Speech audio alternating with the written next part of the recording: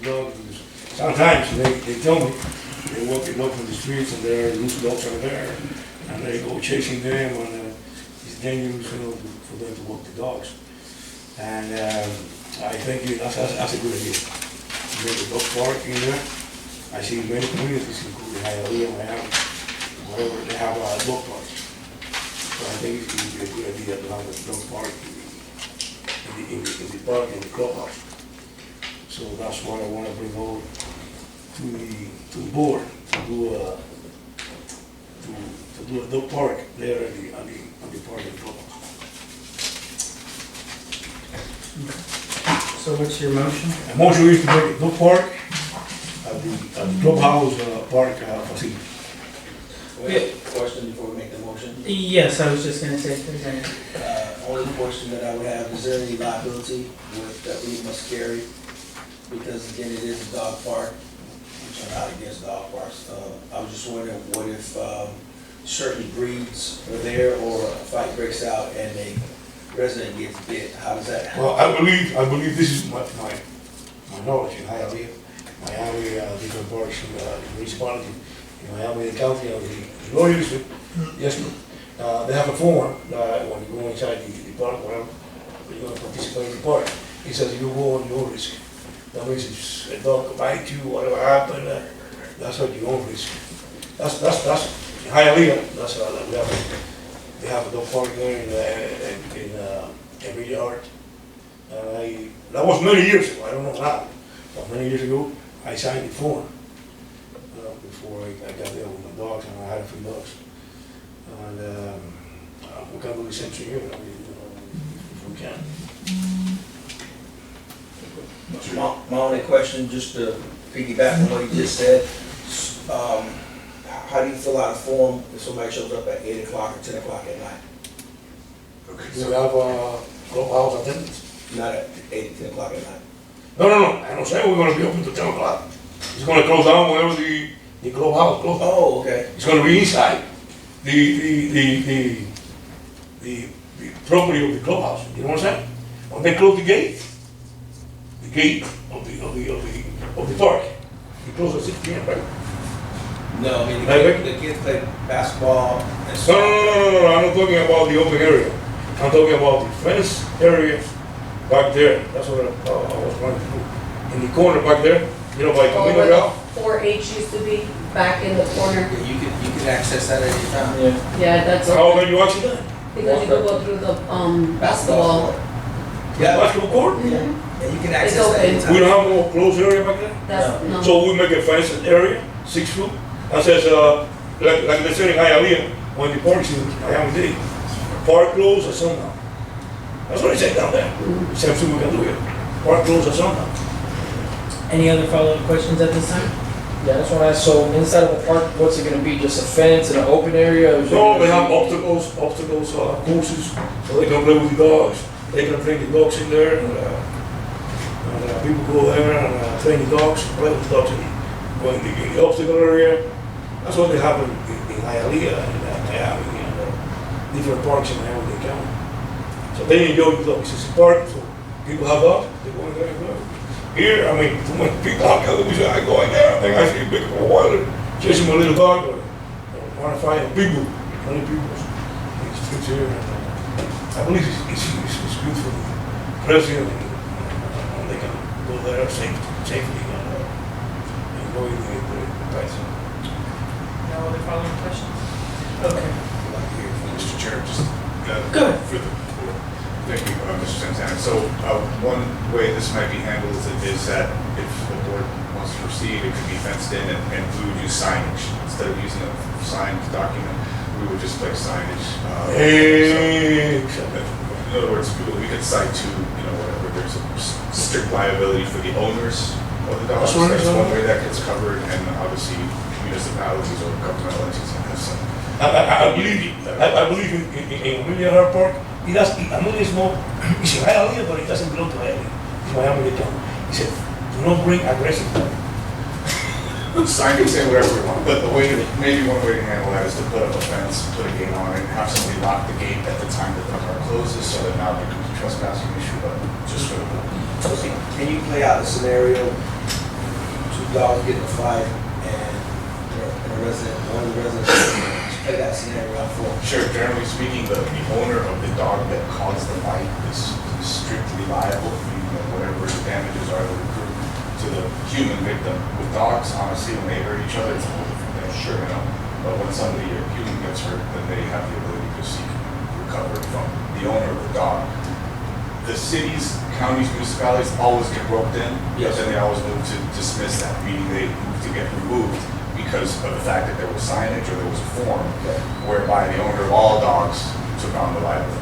So we shift the liability, sure, there's always gonna be a lawsuit. Even if you put a sign, if you paper the fence with signs, Correct. you're still gonna get names. And so obviously we just hire counsel to get the lawsuit. So we can make it as foolproof as possible. Correct. So if the board decides to go that way, obviously we'll do the heavy lifting and figure out how to put that in place.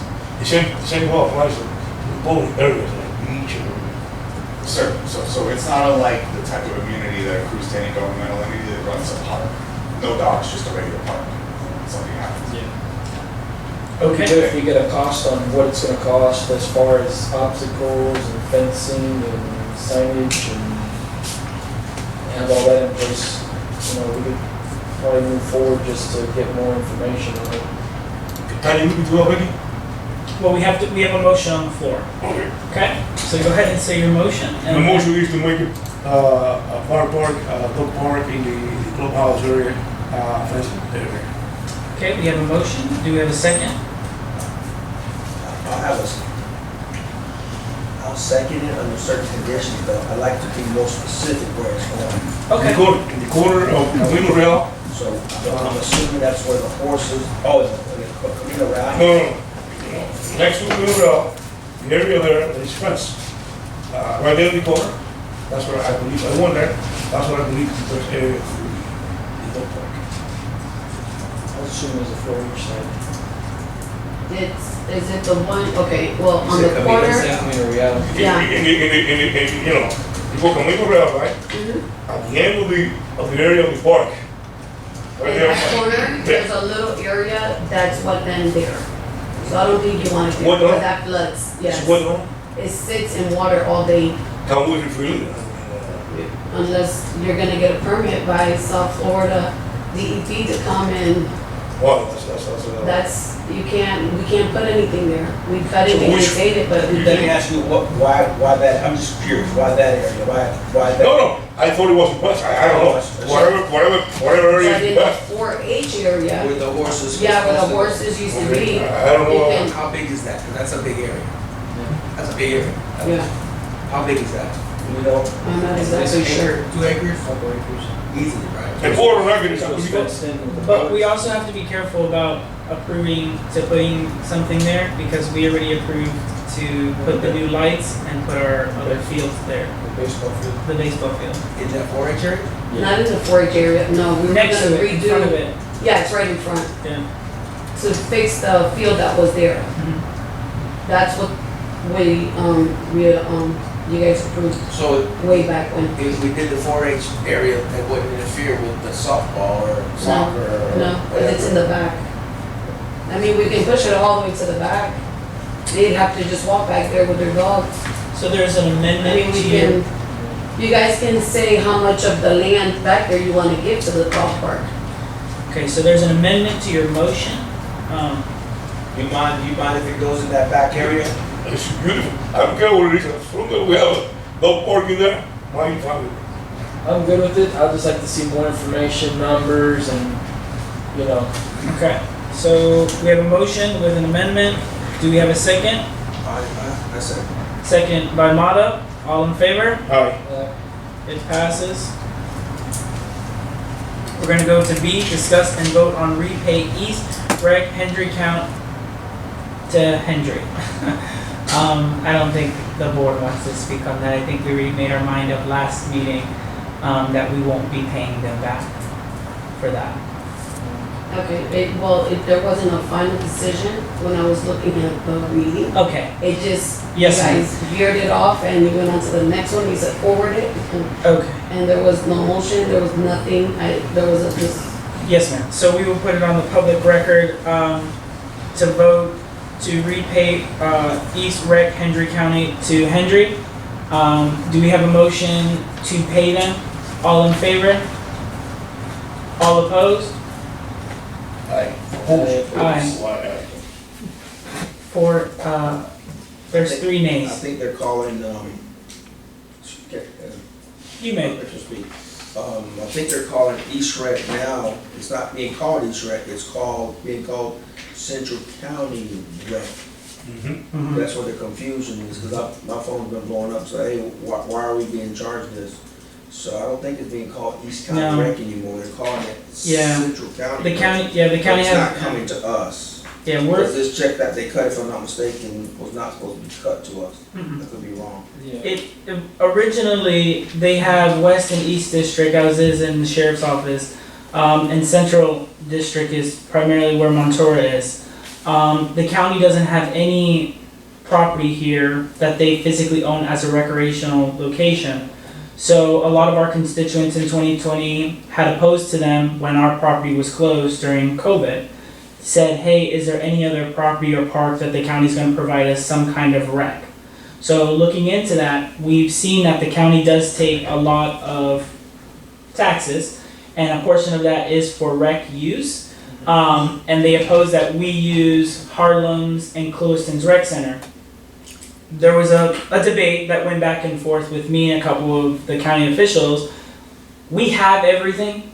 Why would anyone who lives here in Montora go to Harlem or Clewiston to use their pool or their parks when we have all of that here? It doesn't make sense.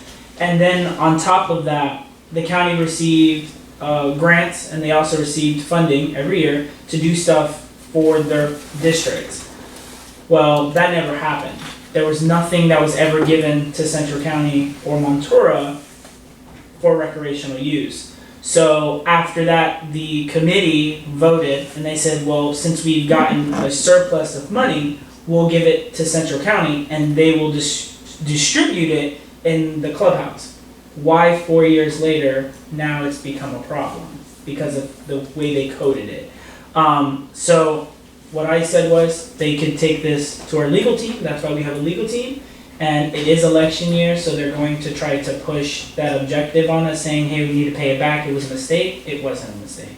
There was nothing they provided any of the taxpayers here in Montora that they do pay for. And if that's the way that it was distributed to us and we used it on the clubhouse, or we will use it on the clubhouse, I'm a firm believer we don't pay it back. We let our legal team deal with that and them. And moving forward, there could be an amendment or something in the taxes for Montora residents that they won't pay rec.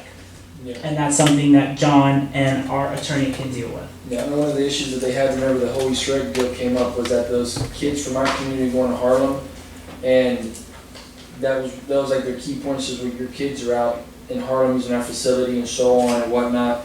3 or 4 kids, that's all it was, and then that's where the whole thing came on, and then it came to the back and forth, well, how many kids from outside come to our clubhouse and uses it?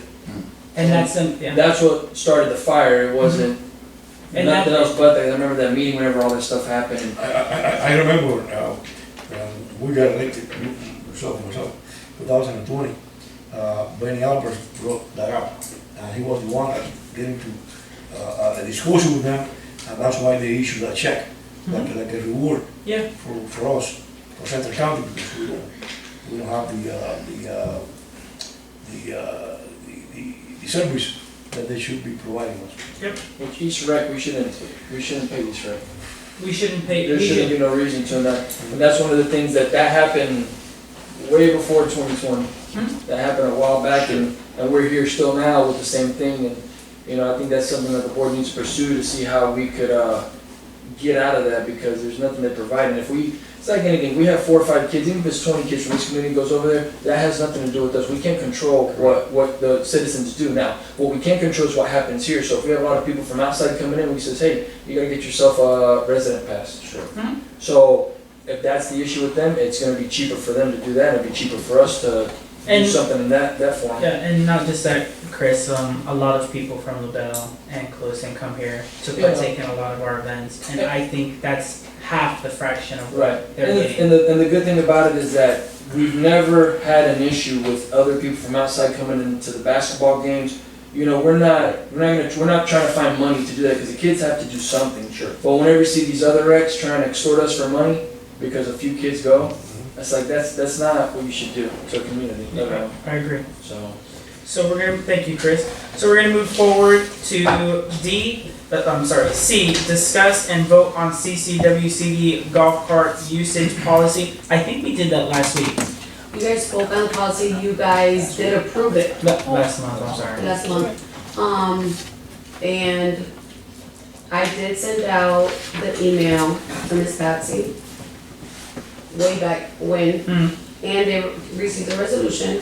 Lieutenant, Norwood is here, cause I did, request to see if, Whitten would come for a meeting with us. I haven't heard back, but I did express to Norwood if he would speak on it, and he did, they all got the message way back when it was first approved, and we sent the resolution to them.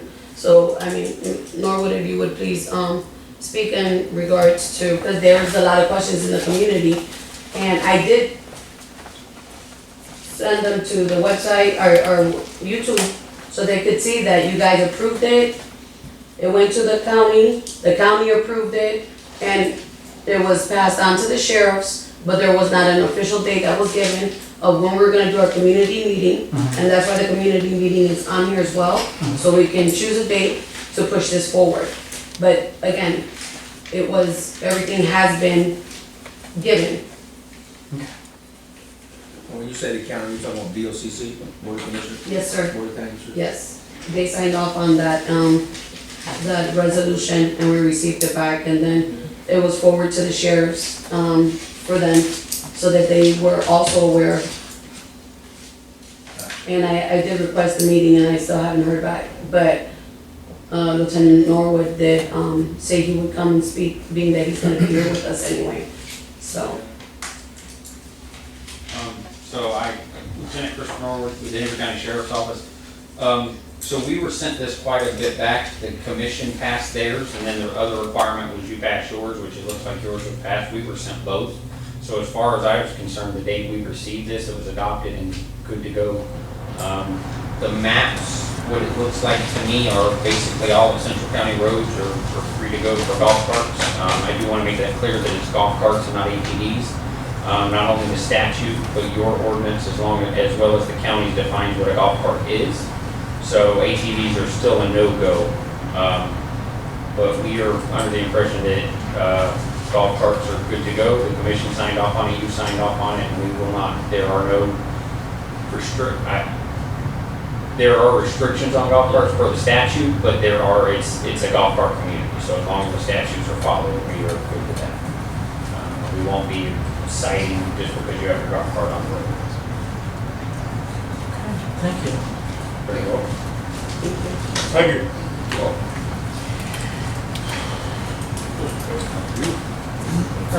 And that's all we need for C, correct?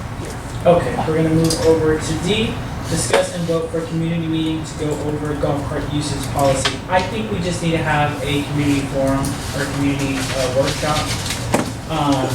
Just to inform all the constituents and everyone, what are the rules for the golf cart? It's not just a golf cart, you just pick up. Just so that everyone's clear that we covered all of our boxes and that no one can say, hey, Central County didn't properly inform us. No, we're gonna have a formal workshop to let everyone know what can be used on the golf cart, what is required on the golf cart, and that it's been a long 4-year journey, but we actually got approved and passed. And we're actually the only 298 water district that got that passed. So we can probably say that. But I think we need to schedule that with our community as we do get closer to summertime, where the kids and spring break, where the kids are going to be wanting to be on the golf carts. Yeah. Kids want to be on them, they can't drive. Mom and dad going to drive them. And that's part of the criteria as well that we'll go over. So anybody have suggestions, dates, times? One thing is get it translated to Spanish. Make sure that we do that, so we understand. Absolutely. And maybe if somebody could take a golf cart and maybe Yes, So sir. you gotta have, you gotta demo, so this is what you. Criteria. The minimum you gotta have, and some people are visual learners, and try that, and, Yeah, we can do that. you know, the sooner the better. If they're not the right already, I think we do it sooner, we just go ahead and get it out the way and, Do you want to do it the second Saturday? Give everyone a week of March. second Saturday.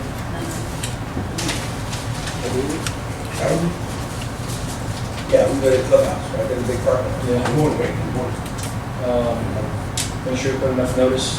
Wait, The Yeah. 9th or the 16th, because the 16th we have our soccer tournament. No, The The 16th is ninth. Sugar Fest. yeah, no, the Keep that in 9th, mind. 9th we have our soccer tournament. You don't know, there's a limit in how many people can go Yeah, to the the golf course? 16th is the Sugar Fest. Go on a golf cart? Yes. By the speed limit? No, no, I'm sorry. how many people can go, Person. can ride? That's more of a manufacturer recommendation. There's a statute we use for unsafe operation, but it's not, unless you're hanging off the roof or standing on the back. No, so I'm saying, But there's not a specific because statute I that says you have, I have have seen that. some golf carts. Well, I don't mind, they have a good time, that's the purpose of the golf carts. Well, and that's how kind of the sheriff's office looks at it, how are you operating and stuff like that. But there is, that I'm aware of, there is no statute that says you can only have 3 people on a golf cart or how many you can.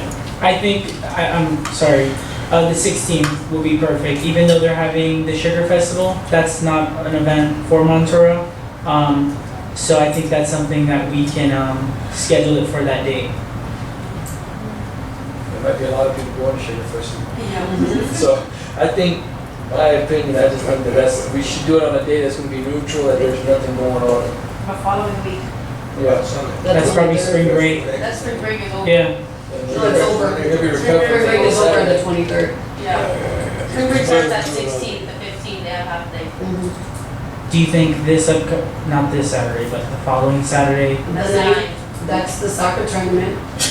that should be fine? Yeah, and How many people? the kid will come out, and the parents, You're setting the date for March 9th, correct? Yes, One time? yeah, You does be it, there? remember? yes, One You set time? it for the 9th, Yes, I'll be there. please. I'll personally be there. thank you. Do One you know time? what time? Becky, do you know what time do you want us to be there? Are we running morning No, or let's like do- 11? Let's do 11, where everyone's just getting up and Okay. they'll attend. March 9th at 11 a.m. Okay. And that'll be here at the clubhouse. With At the the- clubhouse. And we'll put it on the sign that we'll have the golf meeting open that everything will be soon. So That's who's gonna do fine the with me. presentation? Me? This is I our, was gonna go over the policy, and then when we go to the golf cart, We need a demo card. Who's got that? who has it? Do they have to have turning signals and license plates? Yes, ma'am. Yes, sir. I don't think the license plate. No, not the license plate, but just turn Jose, signals Jose, do you have a golf and cart? mirrors. Jose, I have the gym. you have what? The gym have the tag in the back. No, and but do you have a golf cart? no. I have the gym. And an electric It- car. It's electric car, same for the golf cart, but it's, Walmart sells them, you can go to Walmart. Yeah. We'll buy it and Yeah. then we'll return it. Hey, and then the supervisor can use it. We can. Okay, so we're gonna do March 9th, this at 11, for this, community forum for the golf carts. Okay, as we move forward with our agenda, we're going to discuss and vote on post office. Board member Mata. Oh, Yeah, yeah. Santana, I'm sorry. Yes, I've been bringing this issue here in a few occasions. The condition of the post office is really bad for the post office attendant. When it's hard, it's overtime, that gets really hit. And we should make it better for the post office attendant. Either we should improve the one that we have right now, they see it there. Or we should build a new some area of the parking lot of the clubhouse. That's what I believe.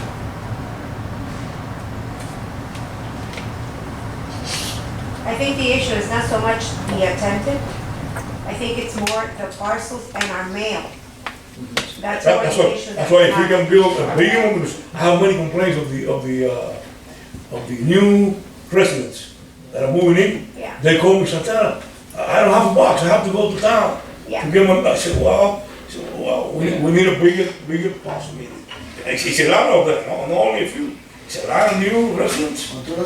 They have, moved here, and they don't have a box there. I'm talking about all the big boxes. They don't have a mailbox. Yeah, but sometimes you have a small box and you have to go to town to pick it up, but then you have 13 parcels that are there without no mail inside. They told me that too.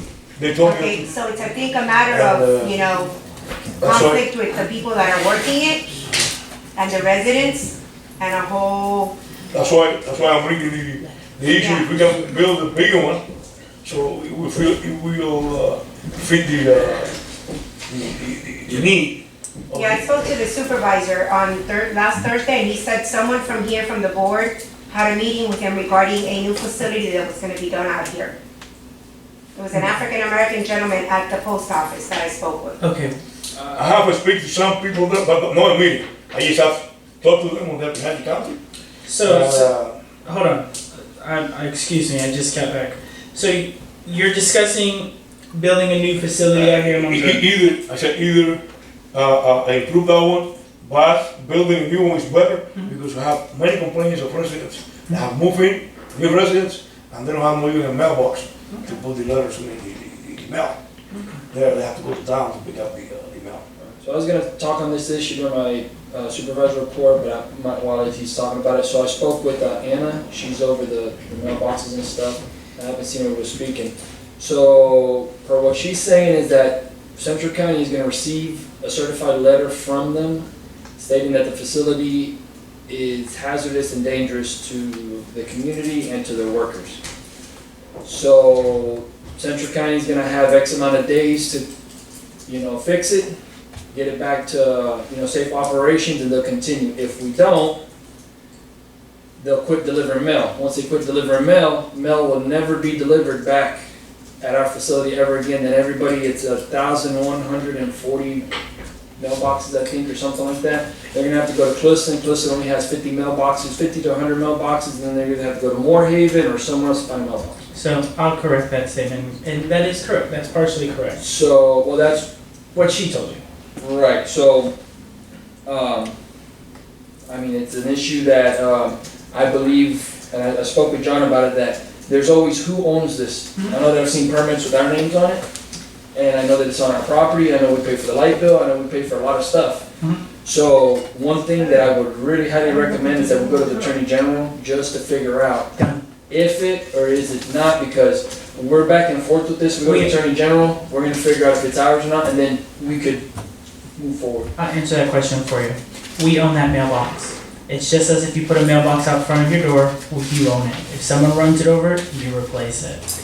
The only problem is Montserrat is a rural area and it's a district. It's not a town, it's not a city, it's a district. And because it's a district, we legally, as our constituents, and we all pay taxes here for our property, we don't pay, theoretically, we don't pay for the postal service. The county pays for it for us.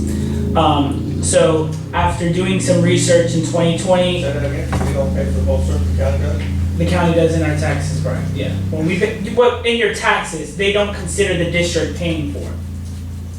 So it's We just long story short, you do pay for it in your taxes, but the way they classify it is the district doesn't pay for it. So it's not a service that the district can dictate. That's why you share a zip code with Clewiston, the closest city that does pay for it in their tax bracket. Very confusing, but I'm gonna speed through this to let everyone know the grand solution.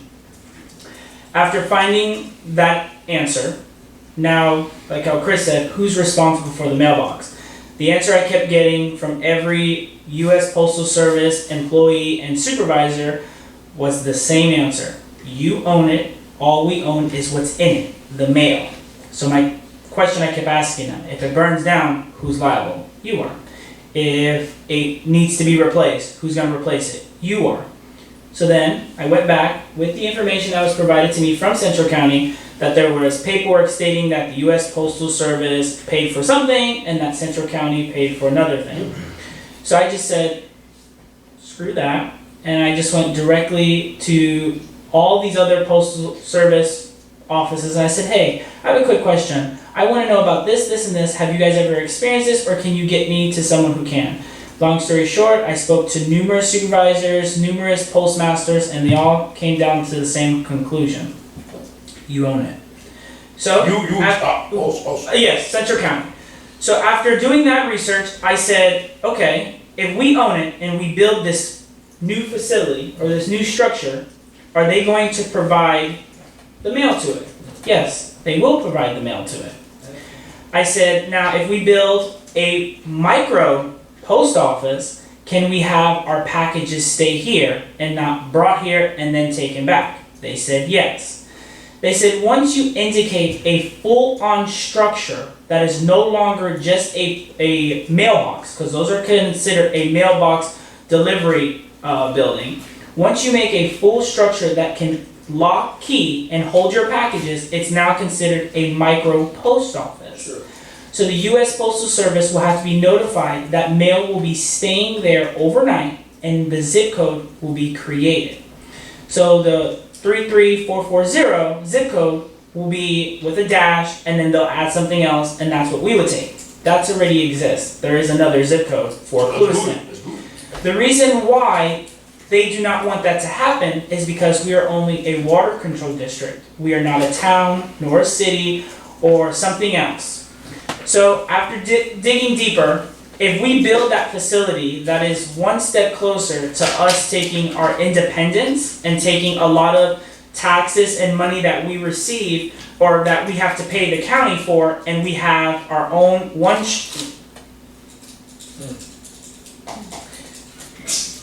please don't eat that in the meeting.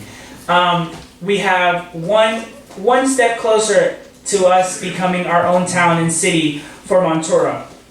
And that will help us keep a lot of our mail and packages here, and that will help us self-sufficient for ourselves and keeping a lot of that taxes that goes outward in here. So I'm all for it. I think the only real big question is after we do build that facility, who's going to legally push that objective? Declaratory relief action. Mm-hmm. Okay, we'll figure it out. Let me ask you, one thing that you said, which I like, so if we're paying it out of our taxes, why don't we approach Henry County to build us a new facility? Hendry County's favorite statement, and this is on public record, and they do say this a lot, so I want everyone to understand that. Hendry County's biggest statement is they don't own property out here, so there's nothing that they can provide us. They don't own a road, they don't own a swell, they don't own any land. So why would they provide that to us? And that comes back to the massive circle. Why do we pay them all that money in taxes and we don't get no service? Then a portion of some of the constituents from here from Ventura, we all should go like on some kind of a strike or whatever you want to call it, and go somewhere, to up Tallahassee or somewhere, because what we're really, funds get given to Hendry County. We are part of Hendry County because basically Montura, Water Central Control District, whatever, Central County, it's just the roads, the ditches, this and that, everything else is Hendry County. So all this money that they give and that they talk about, that is Montura is included in that, where's the money going? So we need to speak up. You guys need to help the constituents, all of us, including myself, and we need to try to go somewhere and speak to people because, we're getting discriminated in here, people that live in here. I seen you at the last meeting. Yes. A couple meetings ago, I urged a lot of the constituents to stand up and to speak. And believe me, I'm trying. and I to don't do work for that. Hendry County anymore, and I'm trying to get them to come in here to these meetings and to go to the Hendry County Yes, meetings. and the reason is because Hendry County is growing rapidly. It is. And the problem is Hendry County receives a lot of money from Montura. Montura does not have a mill that supports it, And it's not like LaBelle that has all the cattle farms that support it. It Correct. supports itself I with agree. all of its self-employed business owners by trucking, doing clearing. There's a lot of companies and self-owned and family-owned businesses that live here. The problem is the county wants to regulate that money. They want to keep that money in-house because what happens is if we become our own town and our own city, we would be like Davie down there in Broward or like Palm Beach in Fort Lauderdale. They have all this money and the county can't do nothing about it. And that's one of their biggest issues is we do fund a lot of new equipment. So, The county receive, sorry. the county receives a lot of money from Montura, and if you guys, pay attention to our tax cycle. Go to LaBelle and you'll start seeing all this new equipment, all this new stuff. Go to Clewiston, you'll start seeing new buildings, new structures. But what about Montura? You know who's paying for that? We are. When I got elected in 2020, it was the first thing I seen. A lot of taxes doesn't come back here. It goes to LaBelle and it goes to Clewiston. Their biggest excuse is, oh, we don't have a school. Well, then we'll find the land and we'll build one. Oh, you don't have enough infrastructure to have commercial property. We have a lot of commercial property. It's just not developed yet. Hold on, let me finish. It's just not developed yet. Our constituents here in Montura don't understand the grasp of what the board has pushed for them to get our independence back for us as Monturians to keep that money in here. We pushed and started offering a lot of more opportunities at the clubhouse, events and stuff like that to show that we can do it ourselves. And that's one of the biggest pushes. We can't do it by ourselves. It's gonna take 40% of the voters to vote saying that they want to keep taxes here, becoming a town, whatever it may be. And we, the board, doesn't get to decide who sits up there. It's all of the constituents. So if they don't want a mayor and they want a board like this, they can vote for that. If they want just 5 more, 10, a board of 10, and they break Montura up into 10 districts, they can do that. It's up to whatever the constituents want, but a lot of that taxes stays here. It doesn't go anywhere else. Mr. Chairman, I want to make Mata had something first, and then I'll go back to you.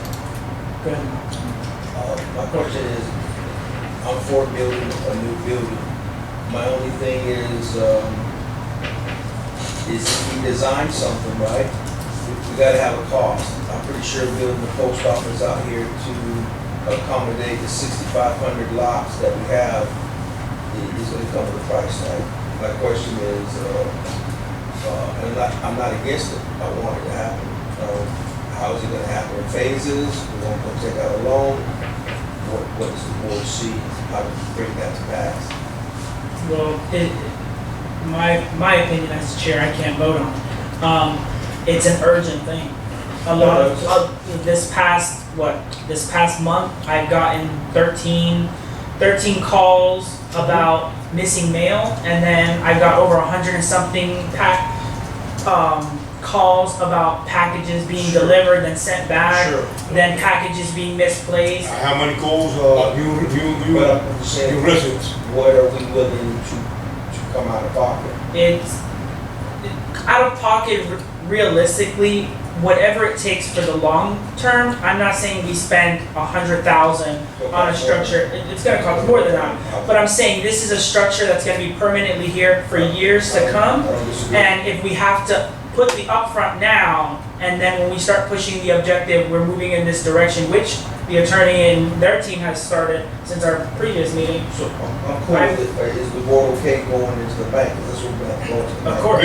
But we don't have a budget that's supported. Wait a minute, this is the basic need. I'm not disagreeing with you, brother. No, I just trying to. I don't disagree with anything you're saying. I'm just saying it costs, to build a building, a structure in 2024 is not cheap. And I believe we need it, right? Like Mr. Santiago says, that's gonna be permanent for ourselves, for our kids. Sure. But it still comes at a cost.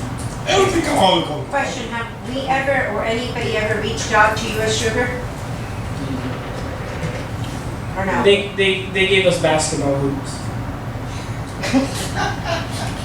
We can reach. I mean, because everybody reaches out to them, and they give money for horses, cows. I mean, I'm just saying, No, I understand. I don't Let know. me check. I have to reach out. County Okay, let's- commissioner, he said that he was gonna try to find $70,000-$80,000 to see if they can allocate it to that. He said never that happened, and every year. And I spoke to him again, and I told him about what the message that was relayed to me about possibly them not delivering out here no more. And he said, well, let them send in the paper and we'll deal with it then. And that's where it stopped, I'm like, well, I have two issues to make. Because mail is so. You have a motion? so We're gonna continue, you have a motion, your motion is discussed on the post office. Go ahead. I have two issues I want to speak. I want to make the motion. Okay, go ahead. First, you mentioned the schools. I saw the other day Mr. Swinton. He's now the superintendent of Henry County School Board. Looking for board, right? And I spoke to him, and he told me, because one time I asked him to come over here, he came here, he wanted that we can build the schools for the children of Ventura, right? That way they don't have to get so early in the morning and go to Cluso, and he said that now we have enough kids, enough children, students, that he believes that we can build schools here in Ventura finally. And then I told him to come here and explain that to the board. And he said he will. He said in the near future, Mr. Swindle is going to come over here and explain to us that we have enough students here so we can start in the near future working on it with us, I believe, in order to build schools here for the children. So That's very good. the only problem with that, and I'm cool with Mr. Swindle coming out here, I think the last time he spoke out here, he talked about us needing Central County needed to provide about 20 acres, 17 to 20 acres to build a school. In today's money, you're talking about a minimum of about $800,000 worth of property. So that is going to be permanent too. So what I'm saying is, here's what I'm saying is. Well, we'll go to Tallahassee, Hold on. and I guess for the loan or how do you call that they do? Tallahassee, What I'm saying is we have. he was, how do you call that? that's the least. What my thing is, I think we have to be businessmen as well, is this is Hendry County. We're living in Hendry County. They want to put a school out here, purchase the 20 acres, and let's do it. We can discuss that with Henry County, and see if we can pay half, whatever. You know. But why do you think we have to pay half, Mr. Santana? We're part of Henry County. I just making an observation. I don't know. I mean, I prefer to They should pay just nothing. come and build But the I just making an Okay, observation. Mr. Santana, you have a motion on the Okay, floor. also, I want to explain something Okay. before I make the motion to build a post office here. Let me tell you, it's a little bit gray Area?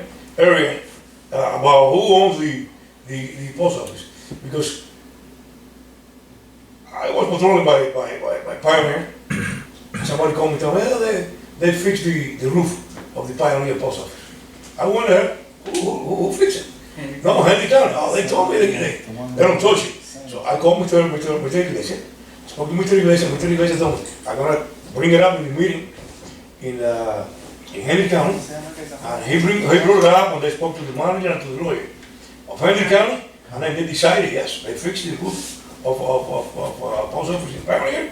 They were going to do the same thing here in Ventura.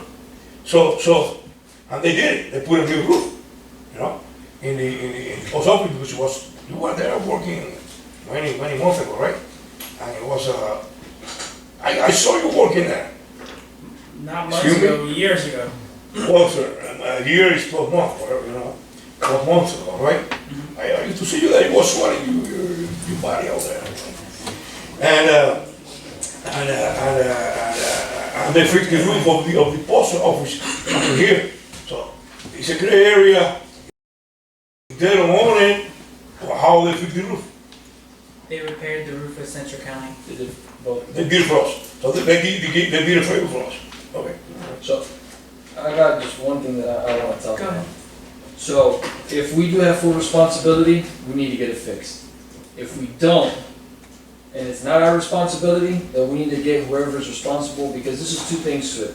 You know, we work on a pretty strict budget. We don't have money to really, allocate around. Like I said, if the responsibility of the mailbox is ours, remember, once we do that, we gotta plan ahead Cause, you know, whatever's there, 1,140 or 1,400, that's right now, there's still at least 1,000 people, so we're gonna have to get to that, and then as Ontario grows, we're gonna have to start thinking, you know, 20 years out. The mailbox was supposed to be designed for every plot in At Montreal. that time, It's supposed to have one box. Yeah. when I If spoke they with you, combine the plots, doesn't matter, they still Correct. get a box per plot. Right. Because what happened was, Montero was supposed to be the estates, the ranches of 10, 20 acres.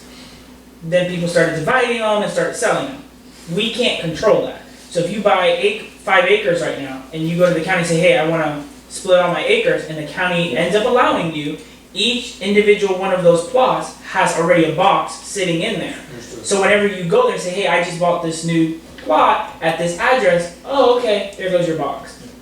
So my thing, are we 110% sure that is our responsibility completely? Yes, sir. I don't think so. Because this is what I'm trying to say.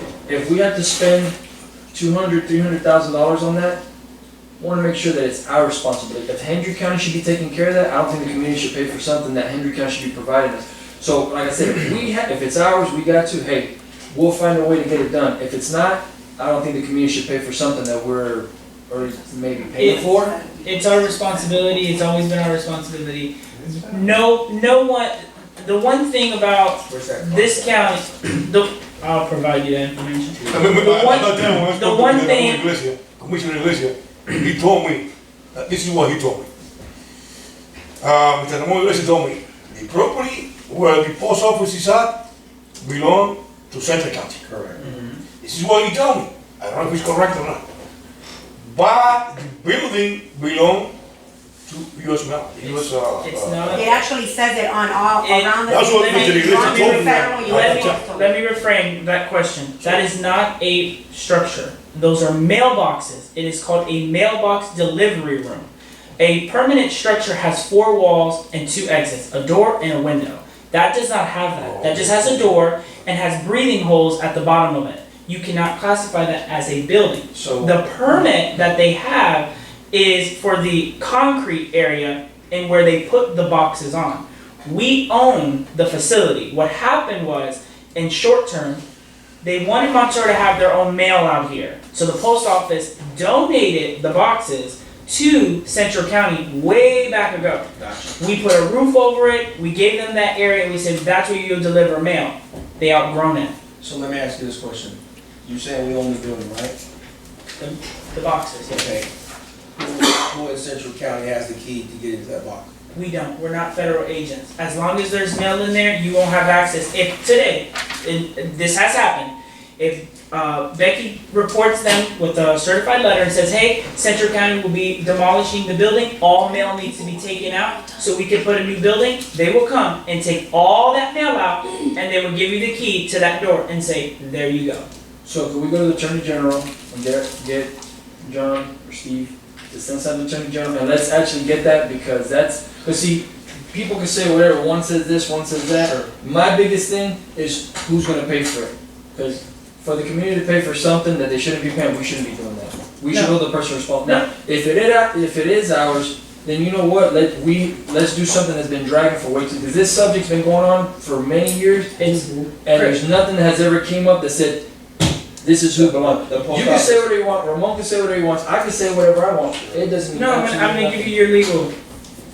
John's not here, but in 2020, we ordered him to ask her, and she answered. And she said, Who's he? the Attorney General, Mhm. and she said, they own and they have legal right to the paper, we have legal right to the structure. And I went and asked all the post office in all Central Florida, Miami, all of them, called all of them, their 800 number, and I worked there for 2 years, so I had insight. And they all came to the So same this answer. hours, let's do it. When the Attorney General got back to us, she said the same thing. She said, they own the mail, you own the structure. And that's why I go back to the same saying, if you own a mailbox in front of your yard and someone runs it over, the post office is not gonna replace it, you do. That mailbox is in our front yard, we own it. Mr. So Chairman, once we you figure said, it out and we pay for the mailboxes, right? If we do a new facility, If we do a new facility, let's say it stays open, like that's gonna be 2 parts, it's gonna be building, facility covered, open, right? How it is now, open air. we're gonna be responsible for the mailboxes to purchase them? What do you mean? If we build a facility, We need the, a- the, a yeah, facility has to be built. so theoretical, if we build the facility, the district or the town that we move into will own that building forever. I got one. They will provide the services to us. They will pay for everything in that building because they are what does the mail. That's our service. They're gonna do that as long as that facility is there. If they are to ever outgrow that facility, they will move to another facility and we still own that structure. But that's never gonna happen. So I got one better. If that structure belongs to Central County, right, and that mail belongs to them, I'll gladly put up a post office and they can get it how many times they want to, and I'll erect it back up, deliver it to my house. I think everybody in this community would love for us to get our mail right to our houses. Why don't you push for that one? We can. Then you're gonna have to buy a truck. We You're gonna can. have to buy a mail truck. No, we won't. Well, let's build, if there's a, you're right. Let's If build there's a the structure. facility. Yeah, but let's build the structure for it. Yeah, but we have to build a Since that's our structure. ability. It's like what Lehigh did. Lehigh they did a sub office, all the mail got delivered to the sub office, and all the carriers had to move to that sub office and deliver out of there. Well, first we have to build a It's structure. just like Port LaBelle. Port We don't build a LaBelle, structure. not Port LaBelle, They are over the not gonna bridge. give you the permit. Over the bridge in LaBelle.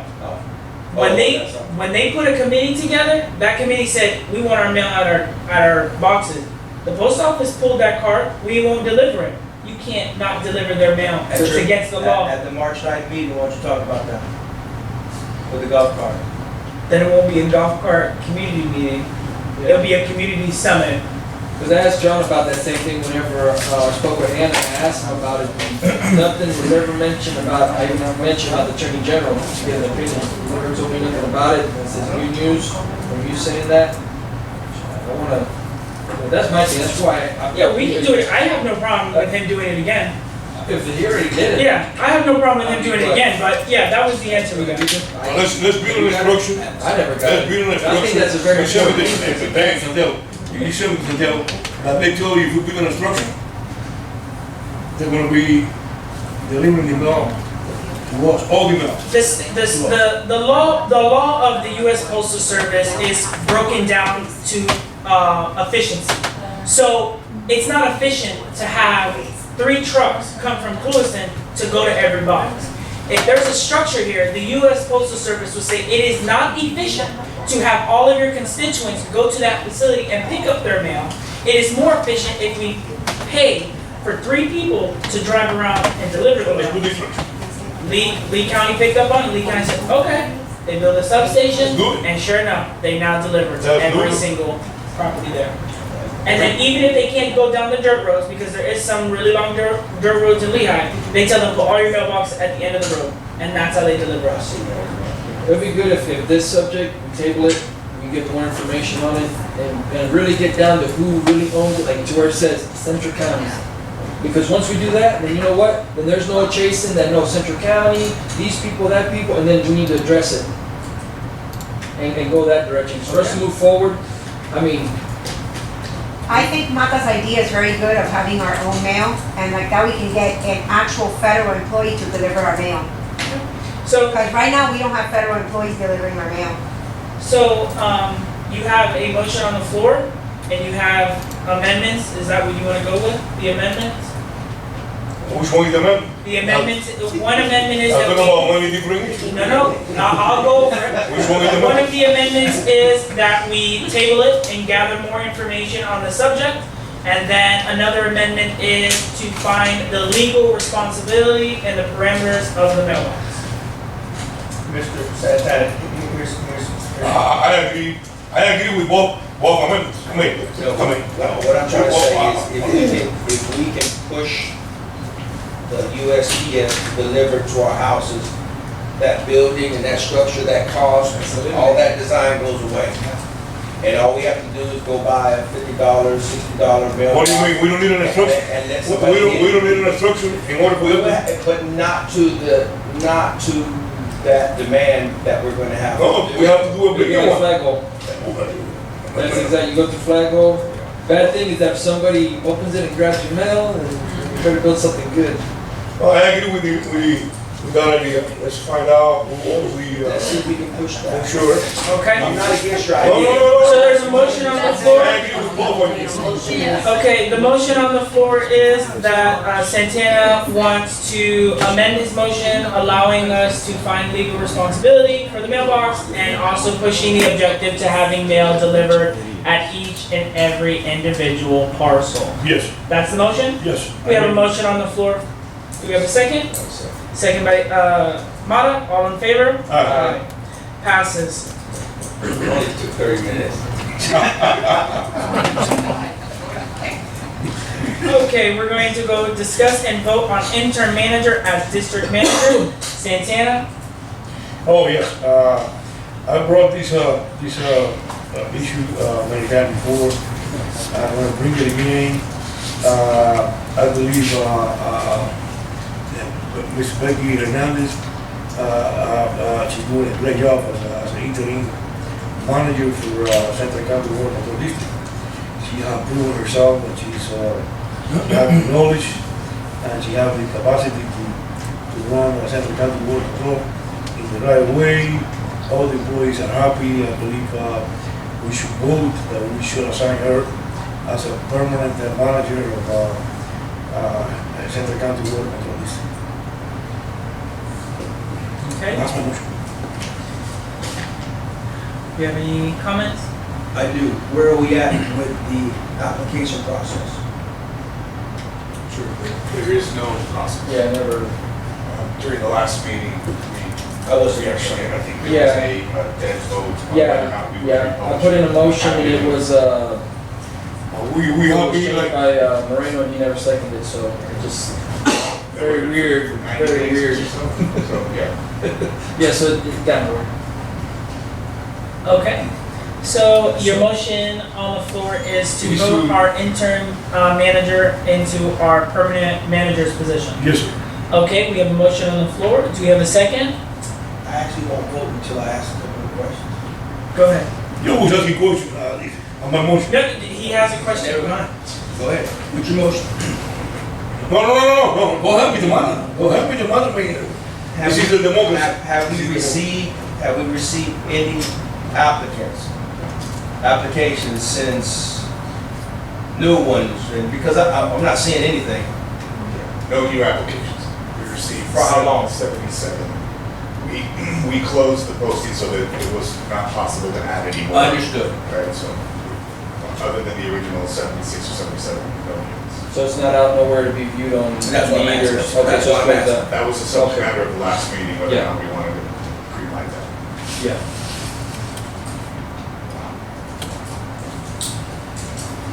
Okay. That's all?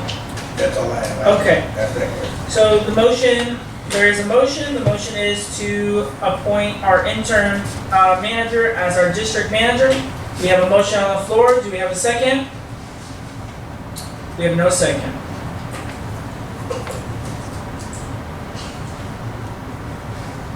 Okay, now we're going to move on to G, discuss on status on district manager advertisement. Just- And I'm gonna follow through with H as well, because it's basically the same thing. Well, no, it's different. No, it's It's same advertisement, but it's different. Yeah, it was Go supposed to ahead. be discuss and vote, but there's discuss status. Either way, it's the same thing I brought up the last meeting. We could open it back up for advertisement and, see if we could get anybody. We could do, like what Mr. Moreno, wanted to amend to it was actually pretty good. Instead of us doing a 90-day, let's just keep it open until we finally decide either to leave interim manager in and make her manager or find somebody else. And, yeah, that's really the two routes that we could go. So my motion's pretty simple, same like last time. Open it up, put it back on Indeed, wherever else we put it, and just instead of putting a 90-day, just leave it open until either we find somebody or we just say, hey, long enough, let's appoint the interim. I got my 2 cents, Santana. Ask your question now, man. Go ahead, Mom. So I'm okay with making our interim manager the district manager. What did you vote? Second my motion. Hold You on. won't let me speak. but I want the due process to play out. I want every opportunity to see every candidate. I haven't had that opportunity to see the candidates. I haven't had an opportunity to interview any candidates. So I'd like to see the process work itself out before we make a decision. May I say something, Mr. Chairman?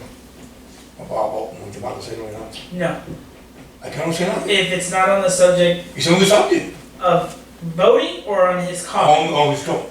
no. I wanna go forward with this subject. So that's the only thing. I'd like to see the process play out and let all the applicants come before the board and let the board pick the best applicant.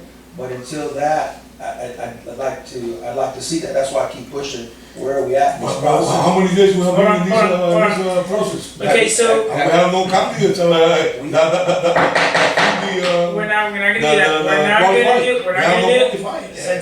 Santana, we're not gonna do that. No, but I So, have the right Chris, to answer his, what he's saying.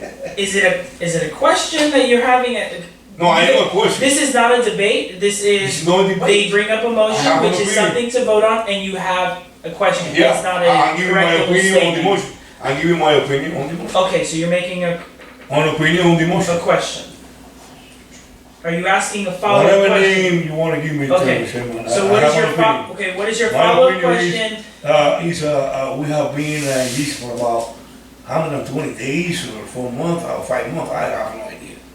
We have been in this process for a long time, and we have more than 77 applicants, and none of them qualify. That was said by Mr. That's not, Romero here. that's not what I read. Well, I don't know what you read, but Mr. Romero said here clearly that none of them qualify.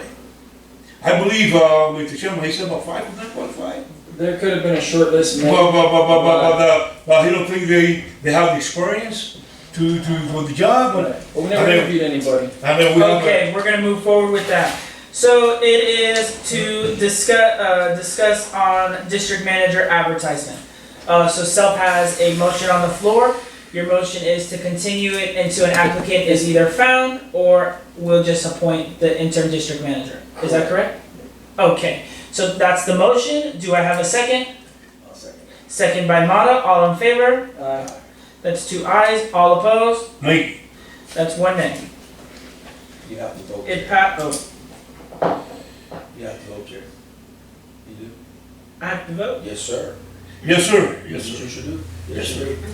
Everybody, nobody's excluded from voting unless there's. No, and if we don't say yes, he's not approving. Hold on a second. You cannot, according to. Yes, according to Yes. our criteria. You have to vote. Board has to vote, Yes, this sir. is a conflict of interest. Nay, That's possible. does not pass. We're going to, Two. yes, 2-2. We're going to move forward Trying to get out of there. with discuss and vote on district engineer advertisement. Mr. Self? Go ahead, the district engineer? We brought it up the last meeting. No, this one's for the advertisement. Mr. Chair, I can jump in here if the board doesn't. No, he had, Nobody. Mr. Self has right here, it says discuss and vote on district engineer advertisement. That's not you? I don't see his name next to it. No, I have no name. You have no name. Okay. So who's the, That was, me and Mr. Romero had spoke. And I asked him to put it back on there.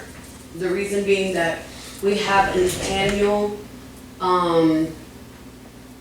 report that we turn into South Florida Water Management in regards to our basin permit, the 139, the G139. And, Mr. Bennett will do that report for us this time, because it's due before May. But we need an engineer. The grants are asking for engineer plans and how we're moving forward, and we don't have anything. let me ask you a question. Do we have an engineer on call or I something we have reached on out. application? I reached out, when I need something, I call Mr. Bennett. Mhm. But, I mean, I reached out to Hewitt and, Johnson and Pruitt. They won't do it because they just lost an engineer in their firm, so they don't have the manpower. Let me ask this question. Mr. Bennett has formally resigned, correct? Mhm. Okay. What about the gentleman that came here? to speak He with- recommended Steve Dobbs, Yeah. like he knows him as well, Mhm. and he's worked with him before. And he was, he said he would be a good candidate. Okay, He gave his blessing the first time. okay. I mentioned that in that first meeting that, Mr. Brandon did agree with that. I didn't know that Mr. Famiro also knew him at that time either. Mr. Famiro told us that he did know him and he worked with him in Okeechobee. But all the rest of that stuff, but like I said, we need an engineer because these grants that are coming up, like the one we're working on right now with, the $4 million grant, we're trying to get them to, I'm actually turning in paperwork and Dornicia will be in our next meeting, because we have another, meeting with them in regards to already reimbursement for some of the culverts that have collapsed that is part of the, grant. It's just the way they worded it, they put drainage and not culverts. Yeah. So you have to make sure that everything matches up and lines up, and we have that meeting coming up. Okay, So we can this, hinder us from receiving that grant? it's gonna detain. Okay, And that's the other thing, because a lot of that stuff is gonna have to be put in our budget this coming year.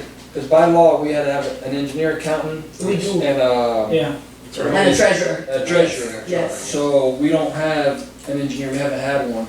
So that's something that even by law, we have to We have get to. up. That's why, Yes. that's what I was gonna ask you, Mr. Dobbs. The last meeting, I was, if whether we appoint him as an engineer or we advertise, one of the two we have to do. I think we appoint him, because if that's what Bennett referred, but not as everyone else's, we do it on a term basis. Right, we do 6 months. 6 months, and then we Just- revisit it. If we like the work, then we continue. If we don't, then we advertise. And if we want to continue that appointment, say, hey, we'll do it another 6 months, whatever. Just so it's on our charter, we have an engineer working here, and that we don't hinder ourselves from Yeah. receiving that grant. If we're gonna lose something that we really need, Yeah. Mhm. and I don't think that now's the time, we could always, appoint him, give him, whatever it is, whatever the board decides to do, go that route unless we decide to advertise two at the same time, I don't know, just. So I something think has to be done. that would be the best bet. If the board's in agreement to it, we appoint him, because he was the one that Mr. Bennett, referred. That's the gentleman that came over. Yes, sir. And then in the interim of that, we do keep the application out, and then if we decide to stay with him, we do be very straight up with him, saying, yes. Yeah, let's do it. I agree, we should do that. Okay, so we need to have one of them put a motion. Yeah, Okay, go ahead, Chris. I can't make them. I would put a motion that if the board, if it's to, put, Mr. Dobbs in as under retainer for, I don't know if we're gonna have more discussion real quickly on how long we wanna put him, 6 months, 3 months, or, as we need him. We need to figure this out right now Yeah, before we let's put do this whole as motion in to need, where it goes as through. need to know. Yeah, So, as to need to know. Just remember, the grant, we're gonna We need need him there somebody- through the whole process. Well, Guys, Can we put in interim, I reached interim, out to can we Rob, put in interim engineer? you don't I wanna, just seen him the other day, he won't. It would he not told make me it you perfect. guys needed to send him an invite, Oh, and then put the he would interim. come in to meet with you I guys. heard I that. know we last Saturday Interim. at the safari. Yeah, he told me Engineer. if he doesn't receive an Who invite, do he you, will not come in. John We decide Carter, what to do in the future. he said he won't come. Okay, let's put them on a need to know, and one thing that we'll do is, during this process of intern, going through, we should have, very well kept notes, because I know all of their meetings are on Zoom or digital, and record it, and we just keep very up to date notes, everything that our engineer will be doing in this process needs to be vetted in, filed, so that if in the process a new engineer is to pick up, he's not or she's not to fall short of anything.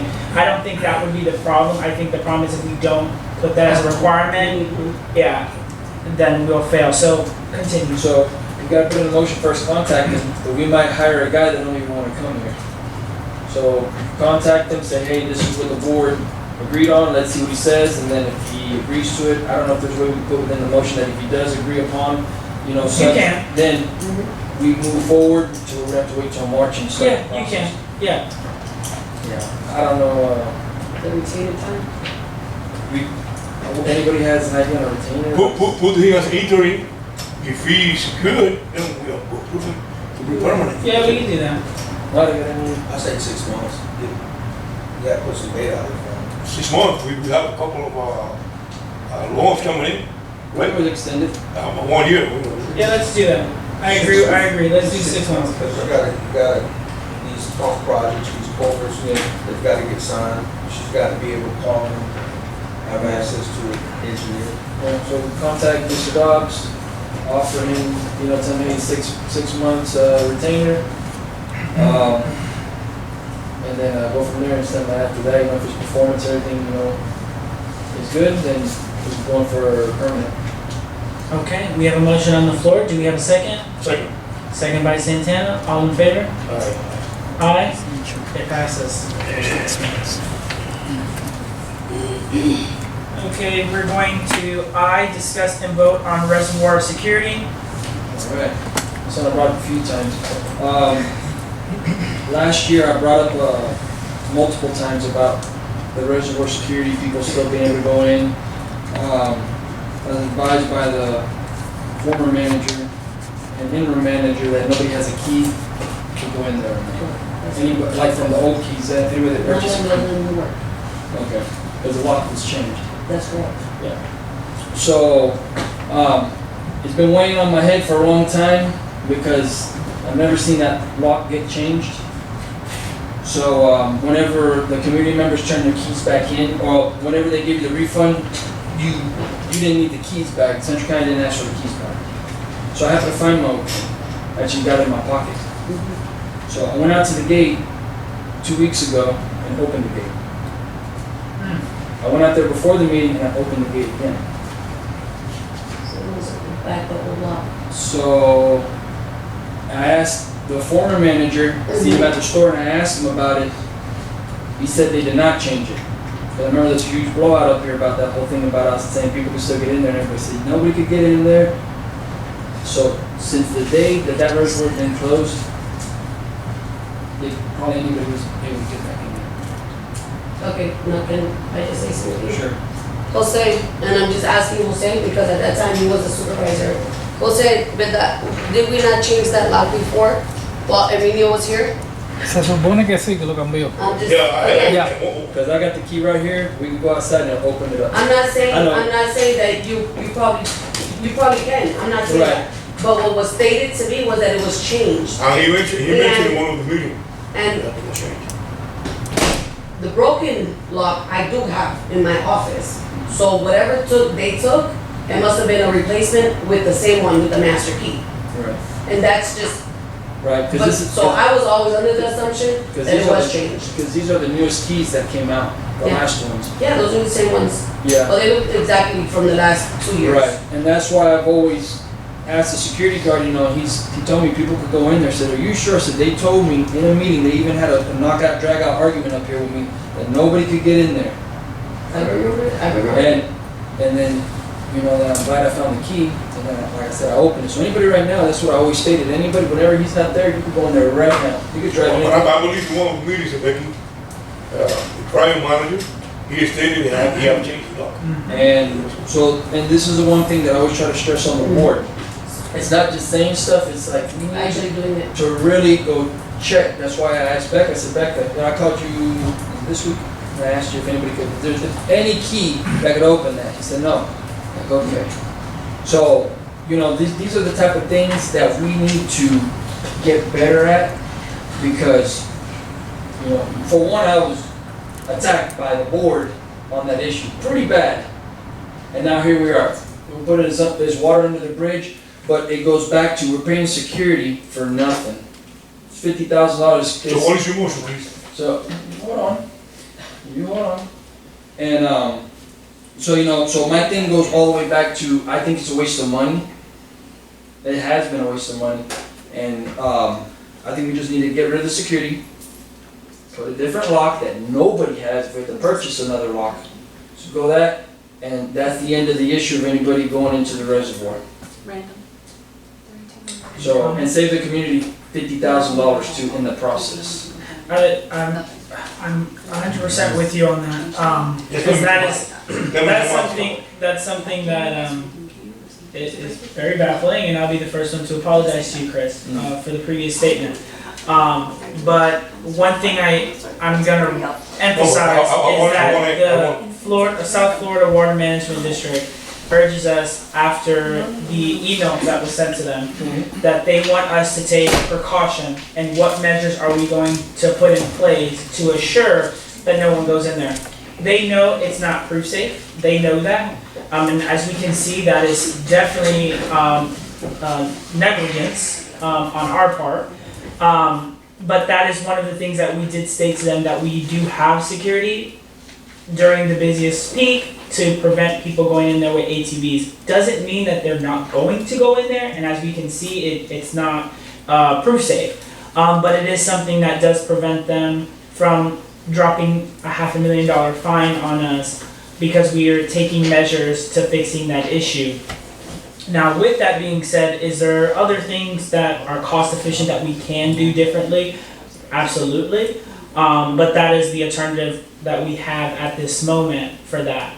After seeing this demonstration today, I honestly don't know if, it's been working. I don't know what could have happened. But what I can say is that is what the district was informed about, that we do have security.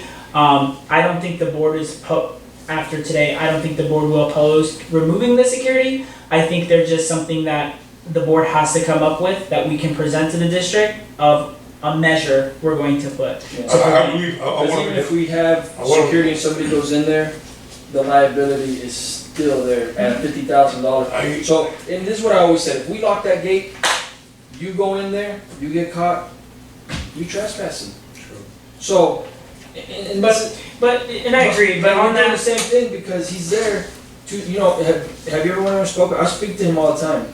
And I asked him, how many people comes in here? He said, well, I used to have a booklet that I wrote, don't have a lot. And I said, how many people come in here? They stole it, they came in here and stole that in my broom. He said he reported it to I forgot who it is. Tobias and whatnot. I said, how many people really come in here? He says, nobody. He said, some people walk in there. Right. And then he told me that there's a guy that rode a horse in there. I said, how did he get in there with the horse? He said, well, he tried to go through the rocks and he couldn't. He called somebody to come and open the gate. And they opened the gate and let him in. And I said, how long ago? They said, it was a year ago. So that's why I said, I found my kid, so I'm going to see if this thing really works. So I'm thinking of him, maybe a year, might have been 2-3 years ago. Well, no, it was recently. a year. So, this is the thing. With $50,000, I think we could do something a lot better, because even with horses, people want to go out there and ride horses. You can't even get in there unless you got a key. That's how they've been riding. Every time you have bring this issue up, Chris, I have stated that we need security there. We need security because on the weekends is when people get excited, they start drinking, they get, excited, whatever. A lot of people came from out of town here, from Miami, from different places. And that's the worst, the weekend is the worst days that they will go in there and go crazy in there. So what about a compromise? What about a compromise that we install a better camera system? A real good camera system that points to the gate, and it does the same thing.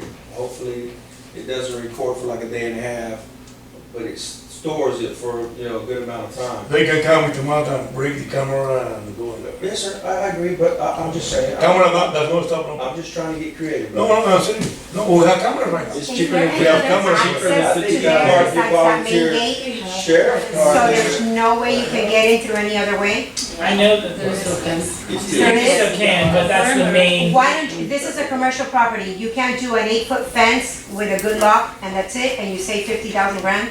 The only thing with fences are for honest people.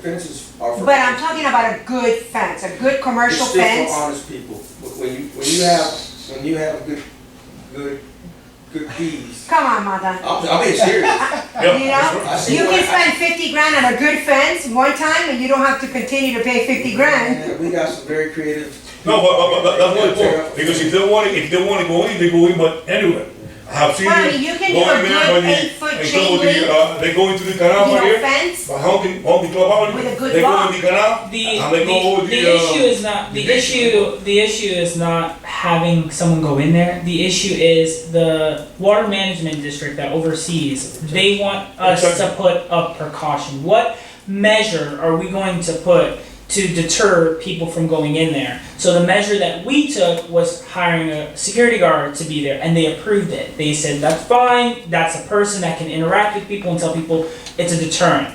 The problem is, if we move the security guard and let's say we put security cameras, we have to inform them, hey, this is what we want to do, is this something that they would approve?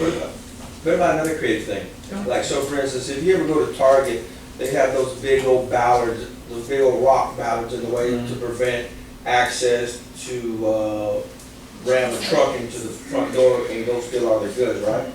Big barricades. So if we put concrete barricades, just enough to get a horse in there or some pedestrians in, because again, I still believe our people who ride horses, or people that want to walk and see nature should be able to have access. But still deter people from coming in, and still have a camera system. With that, what do you think about that? I'm trying to get creative, man. I'm absolutely for, getting the cameras. And I think it's something that we can do a partisan thing with, the sheriff's office or the police department, because I know at PDSO, they have a surveillance unit, and I know the sheriff here has his camera unit, to see if we get cameras that go to dispatch, because that's 24 hours, 7 days a week. If they see someone enter the gate and the gate's tripped during this time to this time, they could send a deputy out there. These are all measures and things that we can brainstorm and come up with, but we have a motion. So here's what I'm looking at, just so you guys can see, something like that. Yeah, so this was the same thing that I brought up, I think it was last year, what they use on a lot of national parks for horses, and it keeps dirt bikes and stuff out. I brought the same issue up about for the horses. Yep. And I mean, I actually still got it in my folder with the same thing with a bunch of different plans. I said, this stuff here might cost $2,000, We the month. and it never got pushed through. The same way they can So go I'm with glad we're defense, having this conversation the because same now, way they can go with defense, the same way they can go with defense, they can go.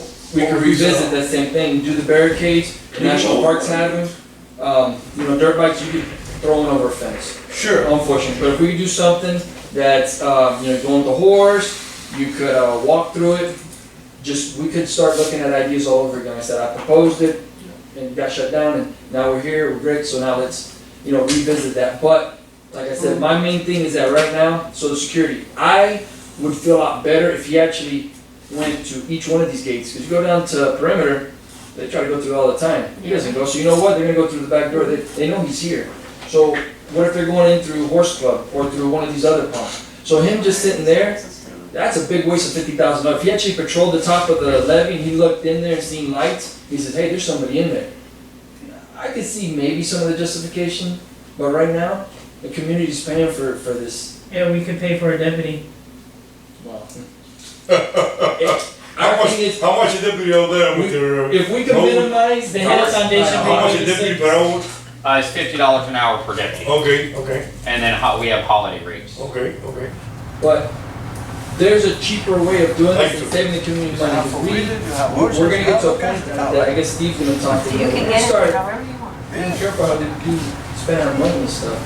So we need to be more responsible with money. 50,000 for a gentleman that sits out there at one gate, I don't think that that's logical. And I think that we could do something like what Mr. Mata stated, let's put up some walls, let's make a little thing for horses and passive recreation and great. So, I'll do it for half of the price. I know a couple people said to do it for half the price. They do it 5 days a week. But, so my motion is to, to get rid of reservoir security, and then we need to figure out if it passes, then what do we do with barricading if we decide to go that route with horses and people being able to walk in and it become a very more cost effective for the community. Can I say something? Go ahead. If you make the amendment to wall. That's what they, with the Trump wall. You want to build it. Make the one water. Okay, I we're like the wall. gonna. Where you go? Make him up to a grade again. I like the wall. I like, if you put an amendment, the wall, I go for it. Okay, Trump wall and Monterey. So the motion is to terminate security and reallocate that money into something more, useful. Yeah, I'm trying to figure out how to really word it. I like the Do wall. something, I won't. as far as like horses and passive recreation, people walking. okay, the motion on the floor is to terminate the security guard at the reservoir gate and to find a alternative, more efficient, And reallocate the 50,000.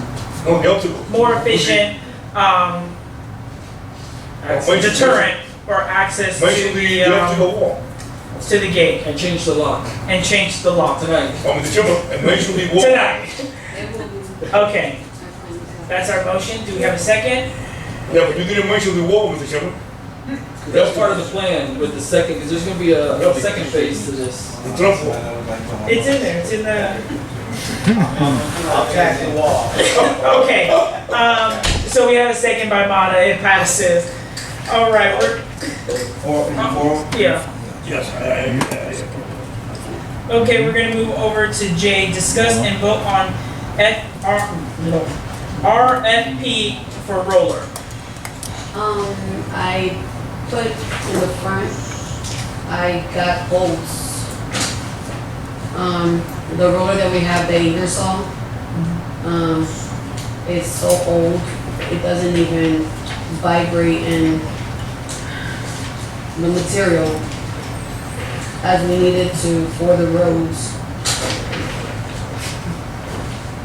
Volvo gave me one without the cab. I asked them if they had anything with a cab, you know. 'cause- Okay, Yeah, a closed cab. let's see. The guy told me he didn't have anything like that right now.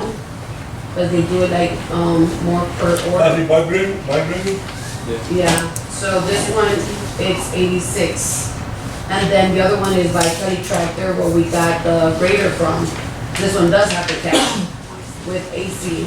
And of course, you can tell the difference in the prices. Okay, so the Kelly tractor is the same vendor that we got all of our other equipment from? Well, our grader, our new grader. Okay. The cat products. Now, I did reach out for used ones, like with United and stuff like that. United was a 66 for a used one. You know, it wasn't off much by a new one with warranty and stuff like that. We looked at a bunch too, and which one at 40,000, you could get a brand new A one. brand new one, so it wasn't, Which one are you talking about? I'm looking at 161. yeah, and then this one, Volvo from Malta. Volvo.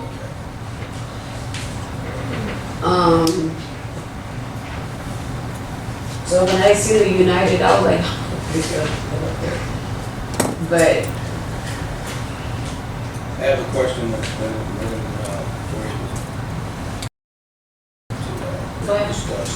Okay. Go ahead. Yeah, you can. What is, I'm not against buying heavy equipment because we have purchased a lot of heavy equipment in the last 7 years.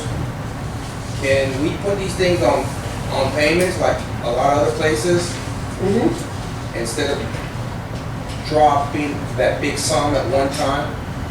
Well, that's what we did with the grader. That's what we do with the grader right now. Is any of the board against that type of, I mean, I don't mind either way, to be honest with you, but I'd rather, I will say, okay, so what I want to share is that we have the two tractors. We have one last payment, and which is a total of like 70 grand for next year that we'll have available. coming off the books. Coming off the books, yeah, and the boom mower. There was 3, so it was the 2 tractors and the boom mower. It'll be completely finished, Is the grader have All of our equipment be outright. except for the grader. When The would that grader be was the done? most recent one, which was about 2.5 years ago. So we'll be done with the other 3 though. It'll be 5 years. What term is the grader on? It's the same, at 5, if we pay a penny and it's ours. Oh, Yeah. It's like a lease, Yeah. yeah, lease with the dollar This buyout. is the same thing, that's what we did with the tractors. So these prices are, is this the buyout? Yeah. So, I guess, what, Well, what we were talking about was that if we start, renting, like if we're gonna purchase it, like yes, a rental purchase, yeah. they do the same thing. It'll be a 5-year agreement, same thing with the tractors that we're doing right now. Because with my, So, I mean, because the thing was that I was looking at renting just to get some of this material, you know. So you could just do like a short lease on We it? were gonna do a short lease, and then whatever we put towards the rental would go towards this, the new one. They're gonna bring me a new one, they're not gonna give me, Oh, okay. you understand? So you're gonna swap it out and give you, It's the new one, so from the beginning. But what I'm That's saying, what we did with the tractors. okay. yeah, but what I'm saying is not leasing, it's just like me going buying a car off the lot. It's a brand new 2024, they're gonna put me in a contract for 5 years, 7 years. That's the same thing that they're doing, they just call it a lease, but it's a purchase agreement. Gotcha. Yeah, but they consider it a lease because you do it for 5 years. Yes, ma'am. On the 5th year, you pay them $1 and it's yours. I think for that way, just, What's the price difference? I'm sorry, go ahead. no, you're good, go ahead. You go. You know anything on the price difference from an outright buyout to, I don't think right now, just buying it out right now, I don't think that's gonna be financially the smartest move for us to make. Well, that's what I asked them for. I asked them for. They want you to buy it out, didn't you? Yeah. Oh, Correct. The truth, I was selling. Correct. But I did tell them that I was interested in doing like the payments, because I know these are gonna be paid Sure. next year, it's done. This is lease to own deal. And if we did it with this, then what we're finished paying off, we can even have this done. so all of the equipment that we have is either with, Kelly or John Deere. Yeah. Okay. Yes, And they send out their own technicians if we ever have a problem to fix yes, them. yes, And they train our guys on how to use it and stuff like that. yes. Like they did for the grader. If asked. Yes, Oh, it's a requirement. If you We don't, made, we they made that have, model. they have, they have. They might even get your post office. All right. So, What you think? That's a good one, Mom. one of the other things, Alta, they didn't send you like within the specs, I seen that the cat, it could compact up to almost 12 inches of sand and gravel, and that Alta didn't give you that on this one. That's why I was looking at this one. yeah, What's the compaction on this one compared to this one? If the cat's gonna be more compaction compared to this one, or? and I asked for all the details, and this is what I received from them. And another as a thing too PDF form that I have a for it. question. So, That makes a big difference on the compaction, what it can, and if you're gonna do it in lifts, or you're gonna have to. mhm. 12 inches, yeah. Yeah. Yeah, and another thing that I wanna know is, because I asked the same thing for the grader, is this a long-term piece of equipment that's gonna last us for years to come? Or is this a piece of equipment that we're probably gonna use for a season and then, hey, it's not, As far as long as we have dirt roads. Yeah, Yeah, so the Ingersoll Rand that's out there, that's from whenever I was here in Sure. 2007, or something like this, so imagine it's still here. Can you ask, No, good.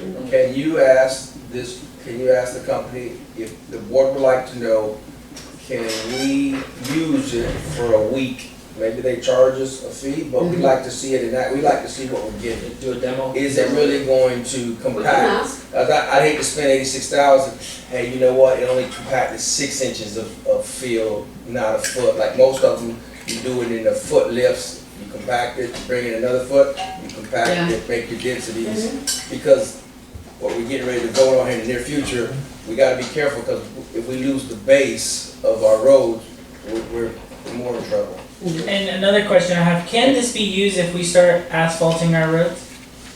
Like, do Who's we gonna think, asphalt? I'm saying, like, if we do the patches ourselves, is this something that can be used for the patchwork? For the. You're talking about on the main road? Yeah. If you're gonna go ahead and cut it out, put your patch, or a hot patch or whatever, and then just kinda use the road. We could use the same That'd be- piece of equipment? Yes. Yeah, you just can't vibrate it, if you do, you can break the road. Yeah. Yeah. So if you roll it, You're rolling, you're you going. know, then yeah. Okay, so, So, what, just make sure we get a big enough model to where you don't have to be out there doing 100 passes. I put it according to what we have with the Ingersoll, which was 66. Yes, then that one's too small. Well, the thing is that, and the 72, and the thing was, okay, so what I based it on was the trailer that we haul it on. Your low, well, you have low boy. Well, no, not the low boy. I know the other one that they usually pull with the truck. Yeah, that's the one I used, because it's easier for the guys to just take Yeah, off. because the low boy to drop it off. on the Exactly, road. that's a I lot get it. for that semi truck, so the weight on that is up to 15,000. Mhm. And these are just at that mark, just the same as ours, and it's held up and it's still in good condition. So if I did anything bigger, then we're looking at Treasure. a new trailer to haul it. Well, you have low boy. So Well, if you're I'm just saying though, we have the low boy, yes, we do have the low boy, but then you have to get, right now, if I put it on the truck, I don't need somebody with a CDL to move the truck with the trailer. How many CDL drivers do we have with Class A? 1, 2, 3, 4. 4. 4, and I have one in training right now that, Yeah. he's studying. So, and the thing is too, is it's like using equipment, so if we have a low boy, we really need to justify more using it. 'Cause if you only have that to move an excavator, how often do you move an excavator? Or you use it more for like whenever we have functions that they put the skid steer with the tents and stuff. use We it don't for wanna that. see, the low boy going around, they say, we see that thing only pulling around tents. Mhm. And I know that low boys, you just can't back them in almost anywhere, Mhm. but, we don't wanna go undersized, so what's gonna happen? You're gonna beat the cylinder apart, you're gonna beat the equipment apart just because you can't transport it. And then and it's more to being more efficient with how much money. So if you go with the little one, you're gonna take 30, 40 passes, whenever one size up, might cut that in half. And it's not gonna tear up the machine, so longevity of the machine, you don't wanna go underpowered, you'd rather be overpowered. However you wanna do it, I get you some more quotes, as long as we get a new motor. That's just my thing, cause Yeah. I run equipment, and all that, and I know what it is to be with an underpowered machine and how much it abuses the machine. And we don't wanna do that, cause this could go downhill really quick. I surprised did, Ingersoll lost that one. Kelly Tractor does have a bigger one that they were, gonna quote me on, but like I said, I shared with them what we had right now. Demo both. See which one works. Demo Yeah. both. Mhm. Demo both. So, and they will, Kelly was the one that asked me if we were gonna do the RFP, and he would bring it and we can try it, and if it's something that and he had one there at the lot. So, I mean, I can get him to call. Just tell them that Come we out want and it, bring we it. want to use it for the week for free. Mhm. We want a demonstration for free. Oh, yeah, we're gonna pay for it. Hey, we want a demonstration for free. So, We wanna see how it works. yeah, so I'll get with them in regards to that. Yeah, and if you could even get a quote for something a little bit bigger to where we kinda see what the difference Yeah, is. that's what I was gonna do. Cause he does have a bigger one, he's got 2 actual different sizes. He had the 72 and then he told me about an 84. Yeah, because if you demo both, because what ends up happening is with Ridgedale, sometimes you end up with 4-inch rock, Yeah. big boulders, so Yes, that's we real know. hard on them cylinders. So if they bring what they're supposed to, I mean, one of these small ones will work fine, but if we go with something a little bit wider, the 82, I mean, you're gonna add a lot more to it to mash it down. I'll talk with his, So if they could demo both, and like I said, you do roll one side, roll the other side, and see which one matches what we're getting down good, and, it might be a little bit more than we want, but it's better to, buy it out once instead of then later on having to buy a second one. Because the one with the, underpowered one,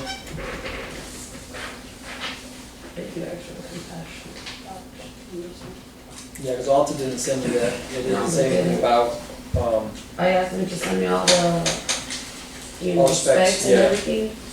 And that's what what they sent me.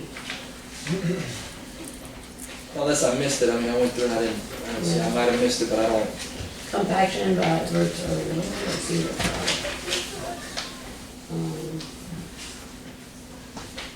There's not, I don't think there's much information on the model. no, it just shows the pictures and stuff like that, that's all. It really shows. I didn't see it either, so, Unless I missed it in the back. Oh, no, it's in the back. other dimensions there. No, they're still discussing. Let me see. Vibration frequency right there. Right here. Centrifugal, I don't think I seen the depth though. Oh yeah, yeah, the dimension. I don't think it's.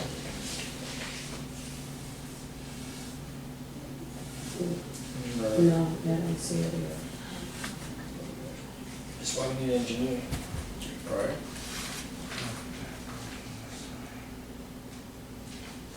Which we should know. Since we hire professionals. Yeah, I don't think it's in there. I'll figure, I'll Either- get the either way, information. yeah. I'll get it and I'll email it to you guys when I get it, so you guys can actually look at it. Yeah.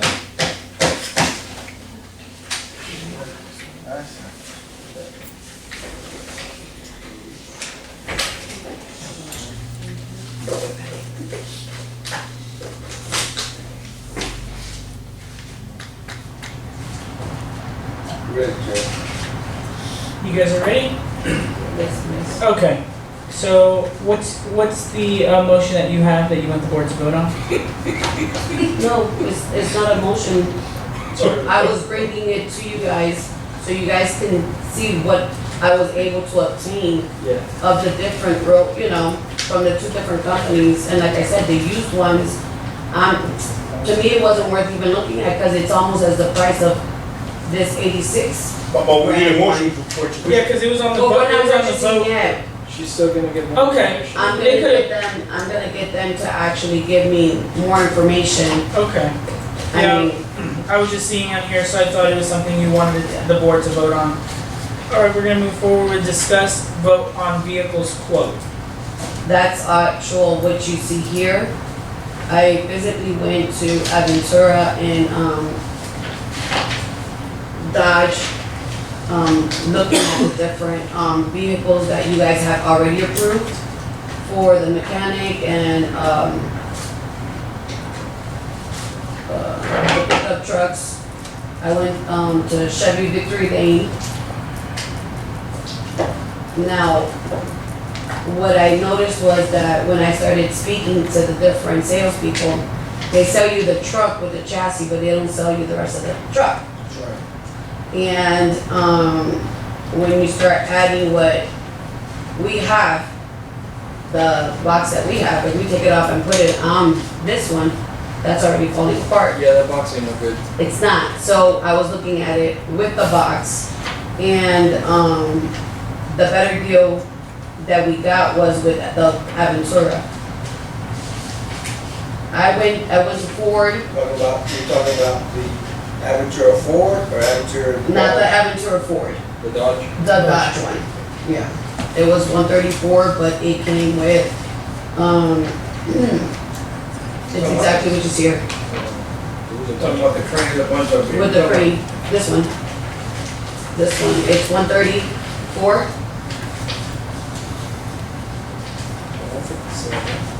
Yeah. Why, boy, you don't get them cheap, huh?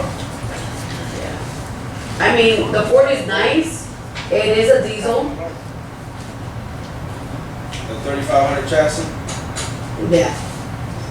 at 2022, Yeah, that's the 134. That's the Ram. so it's model 122, it's 2022. Yes, that's a It's 2022. still brand new, it's a couple miles on it. No, actually it has a mile, 5 miles. Yeah, brand new. So whatever they move it inside. So this is like this on the lot, or you have Yes. to add stuff in it? No, they actually have it set up like that. It's a 450? Well, no, that's the Ford 450, which is also really nice. It's just that's a diesel. Is this one? Yeah, a couple. Yeah. So this is the crane truck. Yeah. So it has a crane on one side, it has the generator, it has some type of generator or pump on the other side. Yeah. All But that's included? Sure? that's the one we Was that compressor? here, right here. Here's the specs of everything that comes on that body, which is a Knapheide. Yeah, not right. Yeah, Boxes. yeah, and it tells you exactly what it all comes with. Let me ask this question. Did you show the salespeople what they were competing against? No? Not separate truck. That's under air control. They did the sheriff's, the Florida sheriff's deal for government entities, that's why she gave us this price. So you did like a piggyback. Yeah, So the actual crane body is 62. so the one that's 134 is, 9 feet, and then the Dodge, that's the Dodge one, and then the Ford one, that they had it at Dodge, is actually 11 feet. The utility, the bed, This one? the 157? No, that's the Ford company itself. Ford didn't have any real utility trucks. Yeah, cause this Yeah. is a single wheelbase, Yeah. it wouldn't, okay, so this we just throw away? Yeah, Okay. There's a There's a bunch of them here. yeah, but I did wanted to pull a quote from them, So you talk about this one. the 157. Yeah. So you're talking about the 450. Yeah, that's the 450. 454. It's not 350, it's a 450. No, but, yeah, because we were looking at the 3500, What of all is Ram, The Rams are 30. 500. how much that cost? It's 134, 413. That's the Dodge. That's the Dodge. So the 74, I can just put this to the side? The 74 is actually what we were looking at as a, to replace one of the trucks. You guys, it was already approved. No, wait a minute, let me. It was part of the 5 supposedly that, That's what I'm saying. Let me be honest with you. If Daniel quoted wasn't the 5 like these, No, but you quoted was 5 trucks. These aren't trucks, these are specialties. cause they go from You did- 1500 up to Yeah, you 35, gave us 45. prices on 30 and 40,000. This ain't no 30 and 40,000. Because the trucks that the trucks I quoted were 2 years ago. But you quoted trucks. These are your special utility trucks. This right here is when you're pulling pumps. When you use a Yeah, system but our like that, our tool trucks. You're pulling truck. I mean, here's my only thing. I'd hate to purchase something like this, and we're not using this. That's what I'm saying, or do we need You know what them? I'm saying? But what Daniel quoted was Pickup trucks. exactly. We got- That's Like the one that we have. now, Daniel was quoting something like this. That's what he got priced on, maybe something like this. Let me This see. is a utility truck, Let me see. not even that, right? not even that. Yeah, that Not even it was that. two. Yeah, it was two. Yeah, that's what The it pickup truck. You didn't quote me this. This by But another itself. another mechanic truck?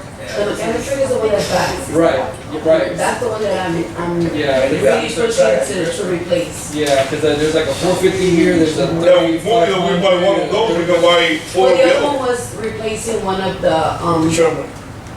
the regular pickup trucks. and you're gonna replace like a light utility vehicle or light vehicle with a bigger 2500 one for pulling and, Yeah, so you're gonna go with the bigger model? yeah, Okay. But that's, cause I know that, yes. like what Supervisor Mata was saying is that the original quote was like if you get a 1500, you're gonna go to 3500. Cause that's too big price difference. He brought a bunch of different, back then. That was 2 years That ago. was- I think y'all voted on this before I even came on. Yeah. I was here and I remember. Yeah. So the motion was that they were gonna get 5 trucks because to replace all of the trucks that we Pickup have. The pickup Pickup. trucks. Pickup yeah. trucks, and Yeah. 2 of the trucks were like this. They weren't what they need because this Right. was just for me to get quotes, and it came out solid to 250. So I put the motion in for 250. It stayed on the budget for 2 years. They never purchased them. So is all 5 trucks you're proposing for them to be? No. No. I just need these 2. Those are the only ones she I only needs. want 2. I don't need the 5. Yeah. I just I know need that the you're just two. saying to replace 5. Yeah, It was to no. replace all of the vehicles that we have. Okay, for but that's seven. not what y'all are trying to do now. No, that's what. It's just 2. No. It's just So the two. interim saying yeah. I know the Well, mechanic let's trucks are purchase- really bad. let's Just purchase- that's good. That's the one that Let's we're purchase asking 2 for. regular pickup trucks. Because that is a dire need. No, Like I said, mechanic truck can't be regular.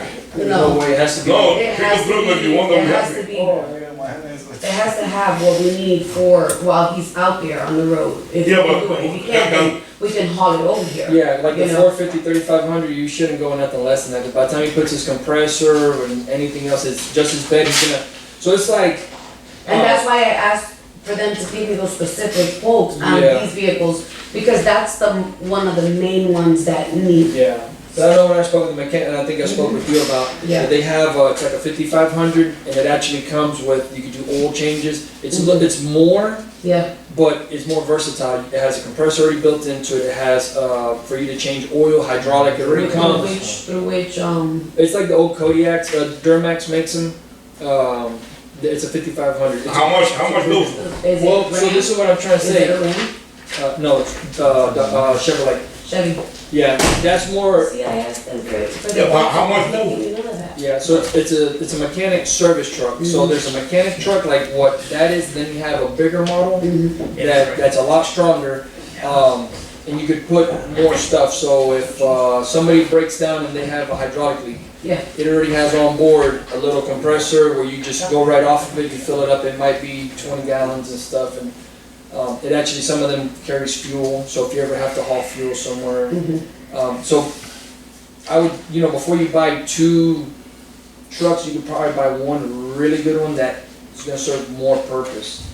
Cause I understand what you wanna do with the other one, just to have 2, but the mechanic truck would probably be more where you wanna put more of your money in, and then if you could do more with the oil services and stuff. yeah, that's, I mean, again, like I said, the mechanic truck is the one that's, What do you think if it went crew cab? Because you could do, well, I'd rather have 4 doors, but at least a crew cab, you can put people in the back. it just adds Or one. your stuff, whatever. I mean, so it all goes back to, I'm sure everybody here, It's, I like to get more bang for your buck. No, But a and crew I- cab would be, if we're gonna spend something, I don't wanna spend something like that, but if we get something, get crew cab if you're doing a big thing at the and we park. were looking at it, trust me, Instead of, we were trying to be modest. no, I mean, the crew cab, I mean, minimum. this crew is cab, really nice, minimum. like, it had a lot of the details that is already built in, that we don't have to take from the old one, right, it's already there. Correct. All we would do is put the oxygen tanks, like for the welding and stuff like that, and like oxygen listen, and stuff, yeah. those stuff on there. But most of everything else was on there already. Have any of you ever seen the 5500s? That they're a bigger step up from a Duramax. That they actually come with, it has an oil containment, hydraulic containment, has diesel. It's a service mechanic truck. Comes with everything on board, everything closed in. It actually has a walkway up in the top that you can put stuff. I don't know if y'all ever seen them.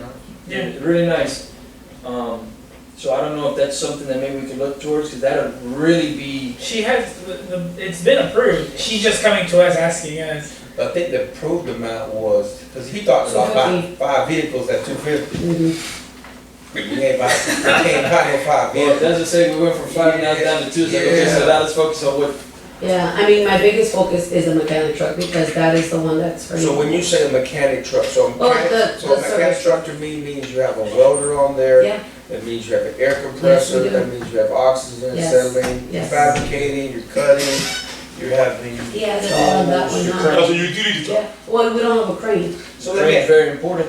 but that's what I'm saying, like, we've gotten away with, you know what I'm saying, we've done the best we can with what we have, but it's at its wit's end already. Because the 5500s, they'll come with an onboard crane and stuff like that. That's something that you get out there and you have to change one of them big tires in the Yeah. back. You don't want to get somebody hurt. You know, when we can help it. Mhm. Let me ask you, have you thought about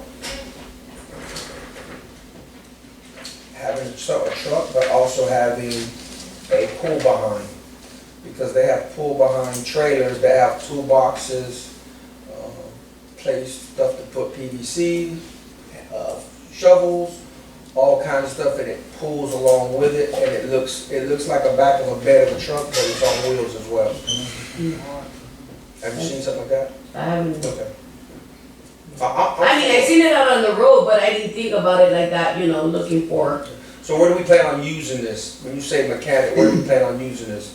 At the pump stations? pump stations, when the guys are out and their tires are blown out, when they have to remove stuff. Well, he does work on some of the equipment now, like when the hydraulic So a mobile hoses go mechanic. on the boom and, Pretty much like a mobile mechanic. yeah, yeah.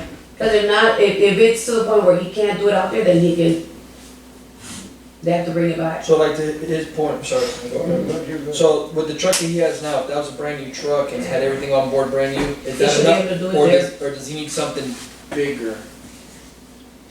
Or would it make it better? if It we would had- make it better for him, it'll be a step up, you Yeah, know? and I know when I spoke with him, I talked about the truck and it's just a, I mean, that's a gas vehicle, but even if it was diesel, Yeah, you know, a little step up would it help a helps, lot. it does help, it does help. Which one are you leaning towards, Becky? The Ford Which one? on Aventura, the 157, Of course because you it are. is a diesel. Of course you are. It's a what, 7 something? Engine is what? It's 450 chassis? Yes. You know, we have a lot of, I don't know about you, we have a lot of Ford. And they do go in the shop. Well, They do go in the shop. also, Do they? that's, They do go in the shop. that's why Ford is kinda like, that 2022 is sitting around for a reason, Well, the probably. They do go in the shop, the Well, the calipers. 2022 is the chassis, It's is a Ram, it's not a Ford. Oh, is it, oh, Yeah. okay. The 2023 at the 450 is the Ford.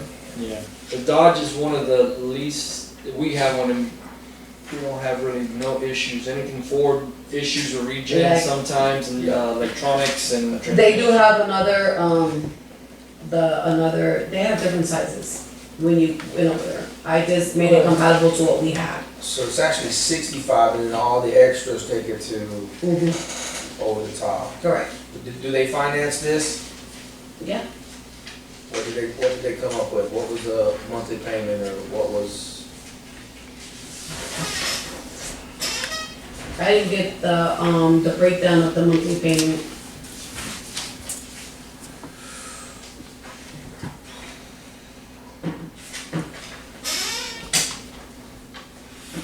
Oh, this one's used. Oh, 10 miles. It says used Yeah. though. Wonder why it says used on it? Because they use it to drive in and drive out. So it should be new. Yeah, it says used on it. Yeah. So you're looking at just this one? Well, I went, again, you said the Chevy was a 5500 and he didn't have that available. Like when I asked him, and he also gave me the sheriff's, Florida Association, sheriff's quote, but Did you try? I can ask him and see, but he didn't have any available. He said that they would have to place the order and it'll be about 6 to 8 months. Did you try Okeechobee? No, I didn't go to Okeechobee. Because I can. Okeechobee's were, Isn't there a fleet, and even in Fort Myers, there's a fleet, it's all This white. is from Fort Myers. Oh, is that the This one one's- Victory? yeah. There's, I've seen Yes, it, I've seen it Victory all Lane. white. Mhm. Yeah. Sebring, is it Sebring? Yeah. This is Uh, Victory Sebring, Lane. Sebring's the one that, That's yeah. another yeah, because Okeechobee, they build, That's the they'll really put big the one. reading boxes on them and they'll build to order. Mhm. They're just only gonna be responsible for the chassis and the truck. Usually the bed has to go to an original dealer. And that's what takes longer. is Sure. what- And that's what you were saying. Yeah, because I've seen some already pre-built with I was certain. just trying to get something that was pre-built, that if you guys gave the okay, it was more like, okay, I see it in a couple of months, And I was just trying to do it before our rainy season actually hits during hurricane season. Because I don't know how much longer that truck is gonna last. Yeah. I mean, we push it, Did the mechanic say he'd like a step up? I know when I spoke to him, he Oh, said yeah. he'd like the step up. Mhm. But He's kind of saying in the road is trying to, if we're gonna spend the money, do it once and actually get something that's gonna be more versatile. So, We're looking for 2 trucks, right? Becky, I have a question for you. I'm not against the mechanic truck. I would like that second truck, just my opinion, Bill. I'd like that second truck to be able to fit more staff than just the front seat.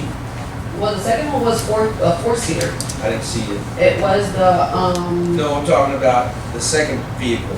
yeah, it was Where a is four, it was a, right here, the 74. It's a 4-door, right here. 75 something. That's a dude. Yeah, it's a booty. He laughs. You said to me, he laughs. Most cities and counties don't buy duals, most of them. Well, we're not in city and county, we're in a district. Exactly. and we got a lot of sugar sand. Cowboys. So we need a 4x4. How about a King Ranch? How about something like this with 4 doors? We can swap it back. So, Well, Chris, why don't we just take your truck? y'all can take it. It's in a great truck. I love that. So the thing with this is like these beds, the dualies, Okay, these okay. beds get beat apart. They do. And they always end up with, the best things go flatbed. So if you go with this, flatbed, you have to go to C&M or Ag 98, Mhm. and you go and get that. And then this bed, they're not gonna take it. So this bed is just lay around. And once it gets damaged, it's kind of like you can't leave it just damaged. You look like hell running around on truck. And So that'd be the yellow Ford.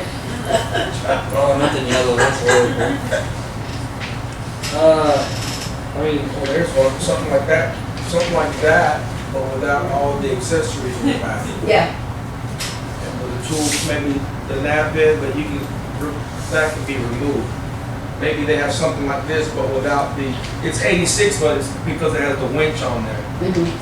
But that's got 4 doors. yeah. But it's just to better utilize a truck. So like if the mechanic's somewhere, that truck you can put tools, you can put stuff, and if they have to go, like we have FBR, flashboard risers, if they need to go pull boards and stuff, and maybe something like that, make it more versatile. And just remove, The mechanic, by the crane. yeah, you can keep the nap key or whatever it's called, but yeah, remove the crane. Because, so a lot of times when we go to a community thing, when the community sees 15 trucks, hey, what's going on here? How many people does it take to do this, right? But, okay, you can load, a lot of people can load up in one truck. Yeah, the 4 doors. Well, you know what, when you throughout this emergency, okay, it's one truck, you have all the tools on both sides, both go. That's what the building was from us.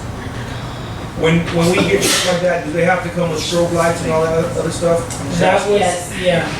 Yes, because then we don't have to come and add lights to it. And it's already built in. I mean, if we're gonna do it, let's do it and get it, you know what I'm saying? It's already Instead on of- there. Yeah, and instead of That kind of having Just, cables everywhere. The cell phone, yeah. Yeah, because this, when I actually spoke with Chevy here, I asked them to quote me on 5 utility trucks. Sure. Well, 4 utility trucks and 1 regular pickup truck for like the supervisor. Gotcha. And that if we ever want, if any of the board members ever wanted to ride with them or anything like that, or we want to take like, let's say the governor or somebody around or whatever. Who? We have, the governor or somebody around, we can. We have a nice formal piece of equipment or truck. But this is what they gave her, and after she showed me and told me that we need a new utility truck for the district, then that's when the price started skyrocketing because of the different, Well, this is the 2,500. yeah. It's a Ford. That's 2,500. It's a Ross, What's the price? What's the price on it? 85. So this is about the same price. Crane's a lot of And money. this is a 4x4. But it's- This one's 4x4. Well, if you take out the crane, it's like 40 grand less. They're expensive. If they don't have one, you can always check in Okeechobee. We did. Yeah, this is I'll go what- to Okeechobee. And look and see. And Like I said, they can build I'm just trying to shop to get and see what we can get. Because if they're gonna have to build it, you know, what they consider to send it to get it done, they was at about 8 months out before we would get it. You can't take the one off the line and have them remove the stuff. You know, because that's the way it comes, yeah. Yeah, they won't do that. Before they do that, I'd rather let it sit and sell it as a whole. 'Cause once they take that off, they have to stick on another truck and the person don't want it, then Yeah. they're not gonna do that. You can find them same trucks with that same utility bed, that's probably reading, or I don't know if reading or not. And I think the Dodge was the Napa, and then the Ford is really. Yeah, I mean, you can get it ordered, Okeechobee, they have, you probably go in the lot, and in the back, the other deal, they have them sitting out there all the time. So, So maybe the same one can find them. okay. So what is the board want to do? Do you want to allow her to continue looking or pick her selection? I mean, I'll take everybody's input into consideration and I'll go to Okeechobee. I mean, like I said, this was my first venture out, you know, to actually go physically look at them. make them compete. Do we, That's what I did. do we have something with a crane on our truck right now this week? No, Just the mechanic, that crane's broken, or does it work? The one that's on the Ford, the mechanic truck, up to the crane that was in.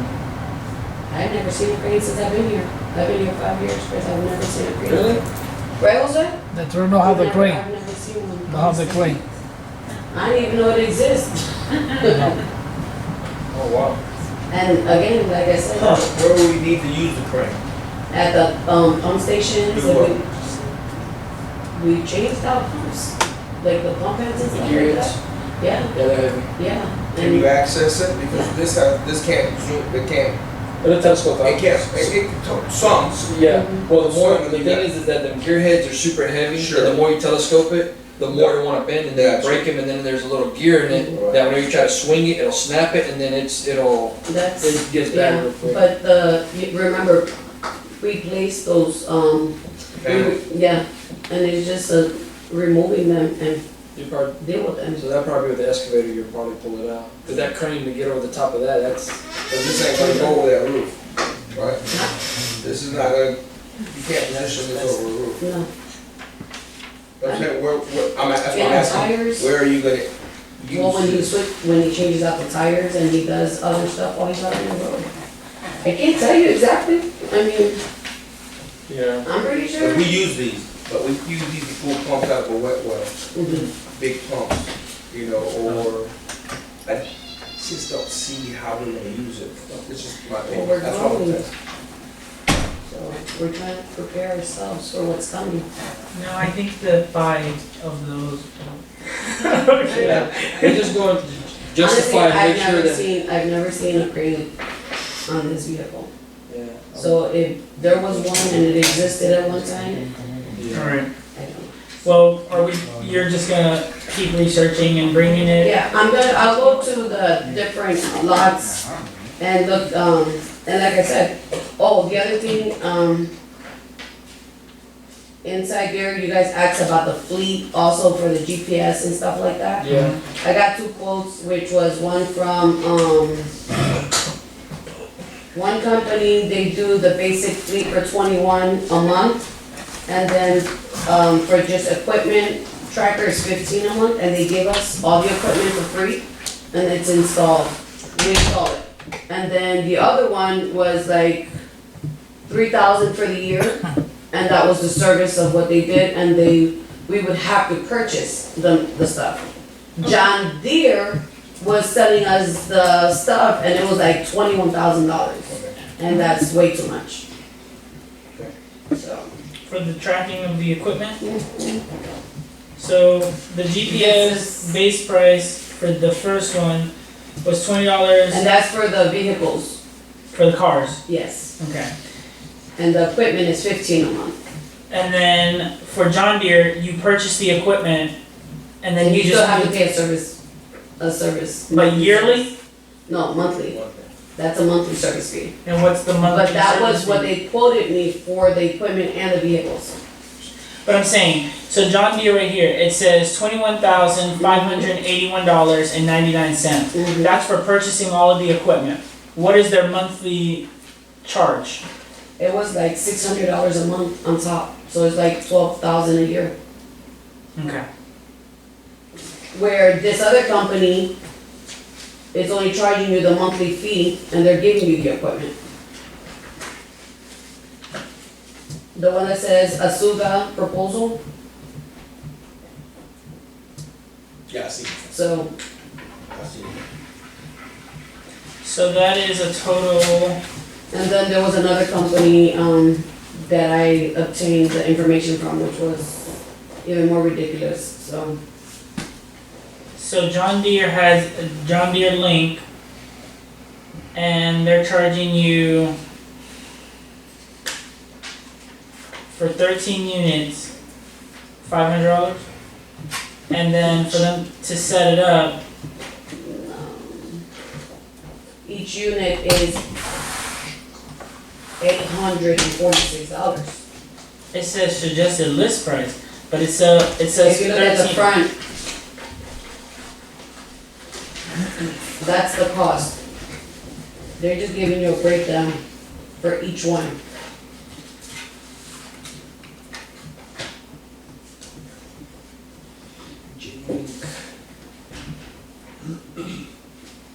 But I don't see the monthly cost on here. It's not on there, that's what I'm telling you.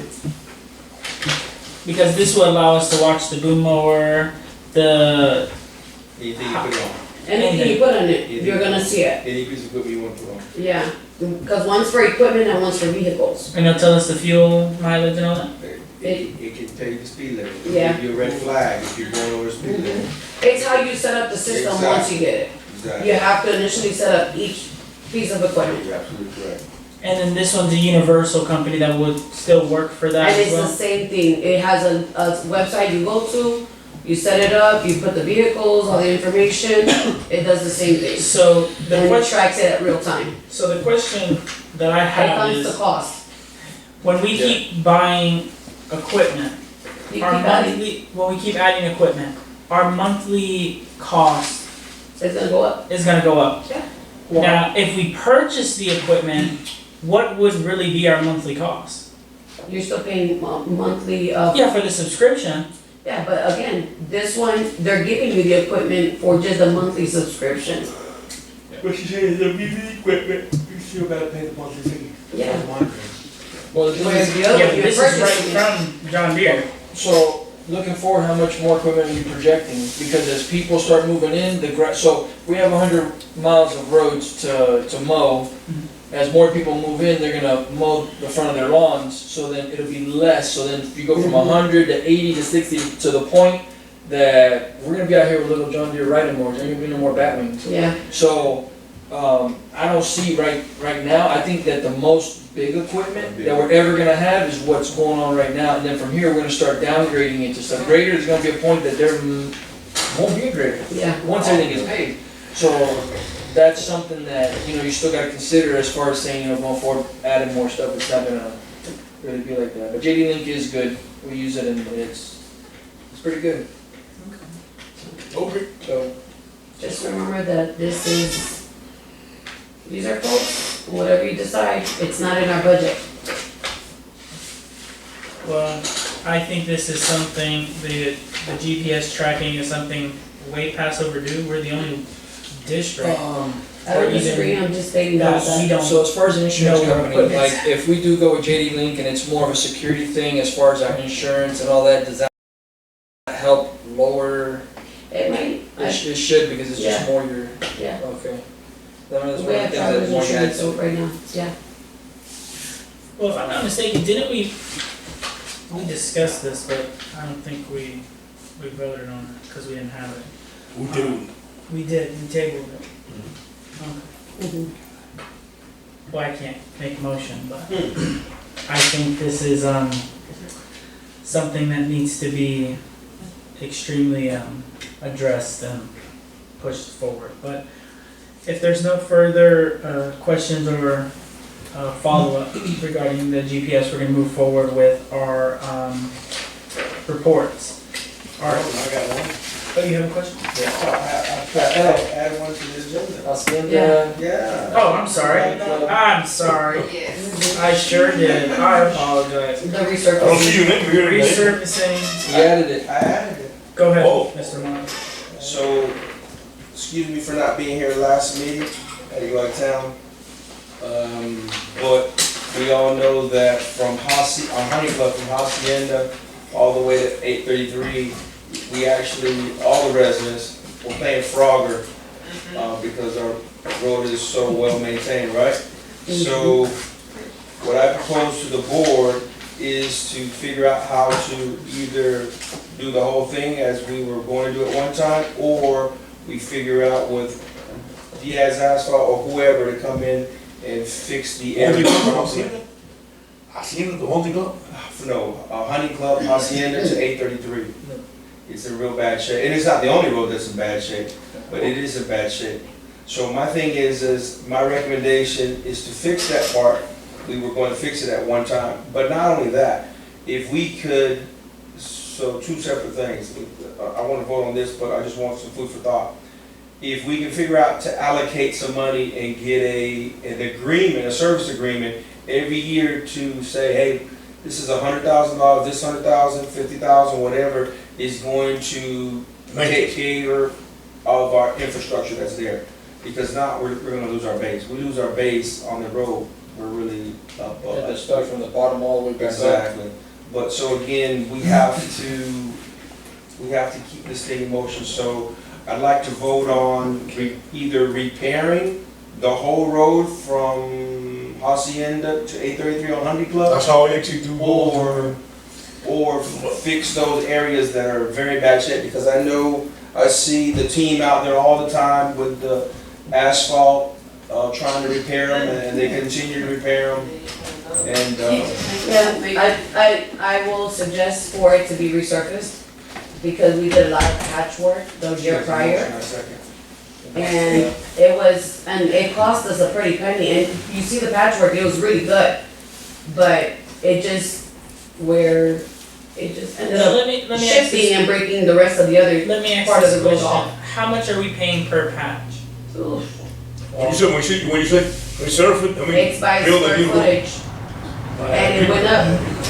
So can't compare prices from last year to this year. yeah, that's your price. So my other question is, are we looking into the long term of doing that patchwork or repaving ourselves? Well, patchwork is not taking care of the problem. So what I'm trying to say is allocate funds for either 5 years or 10 years until we get our whole roads, let's say for instance, sections at a time. If we don't do the whole, I'd like to do the whole overlay.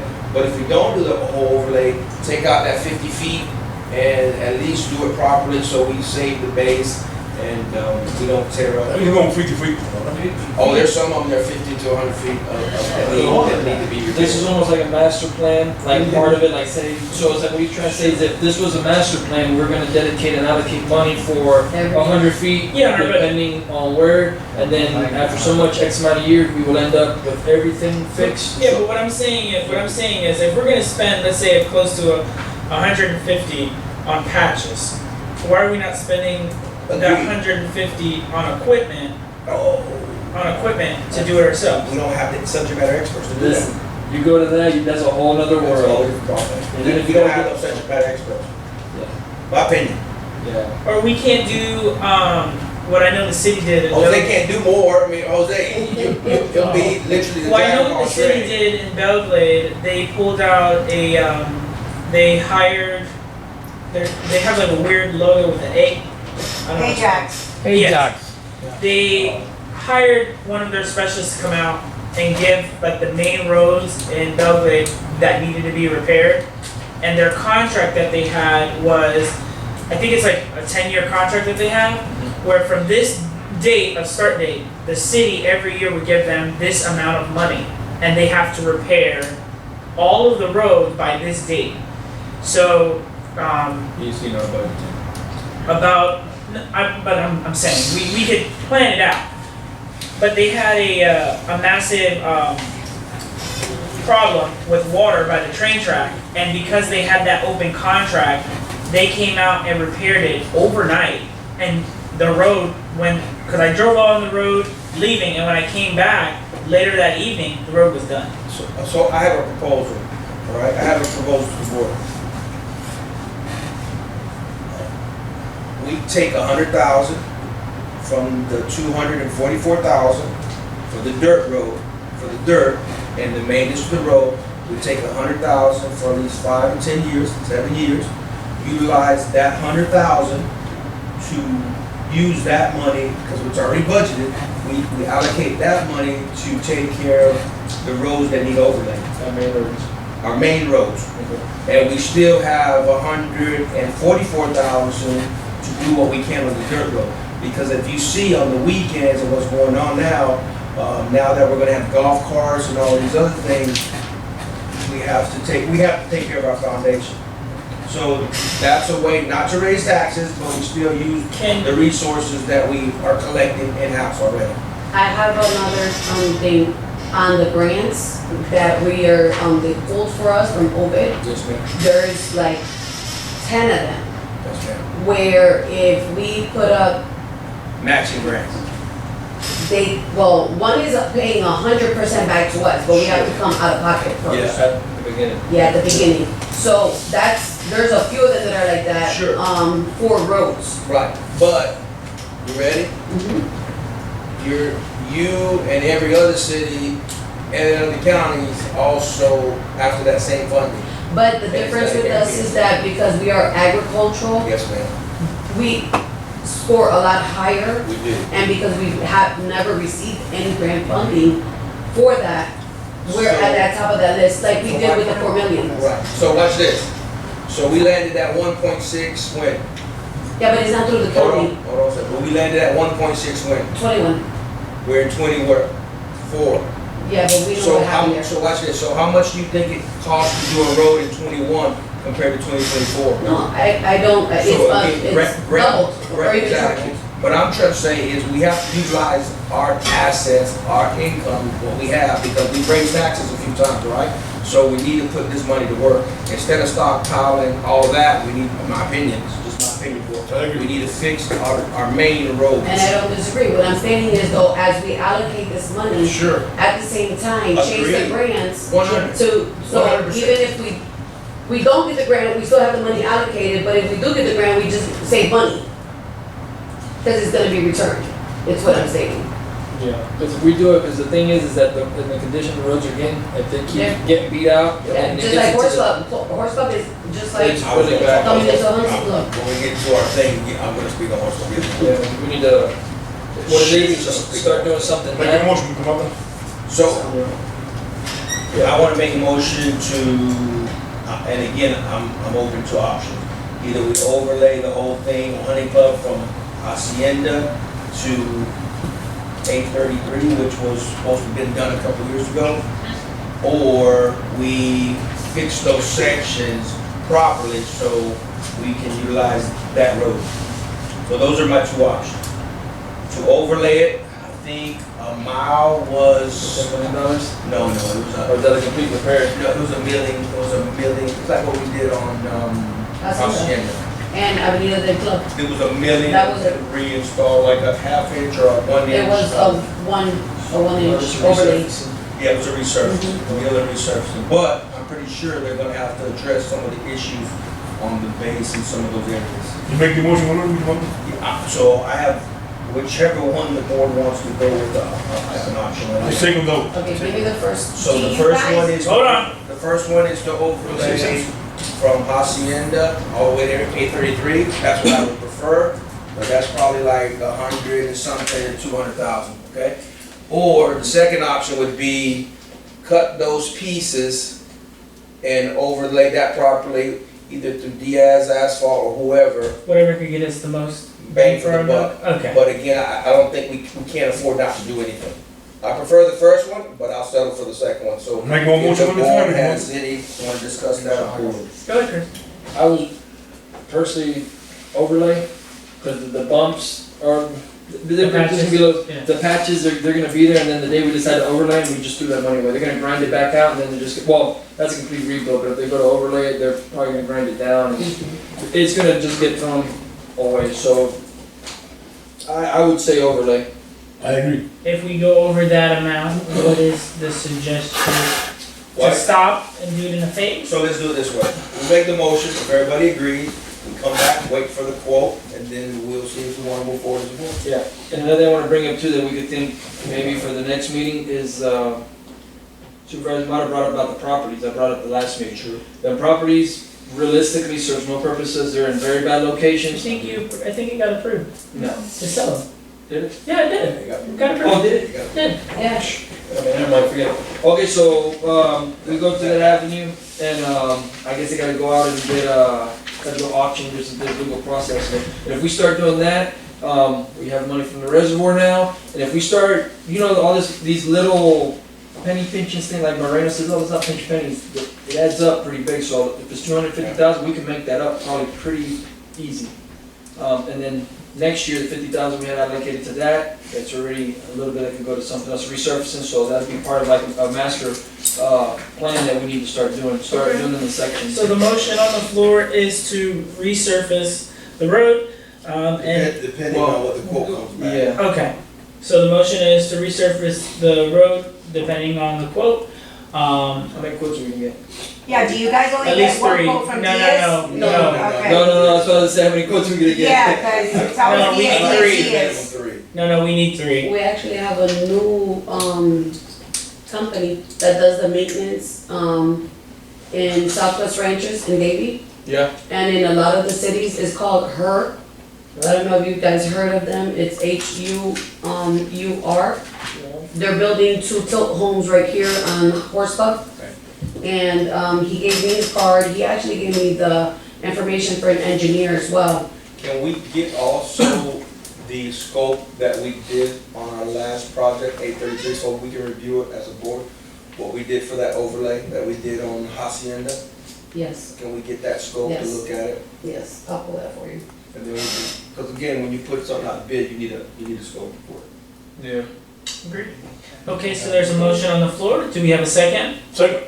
Second by Santana. All in favor? Aye. None opposed. It passes. Okay, we're gonna move forward into our manager's report. Interim manager. I put out the, ad for the lifeguards, for the spring break.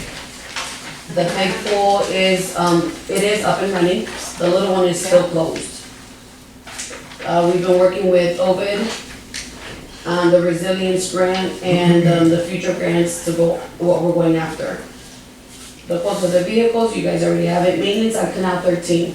That's the one that's over there on Siboney that leads, The elk and all yeah, that. Deer. all the way in the back, the one that we started cleaning out, we're still working on that.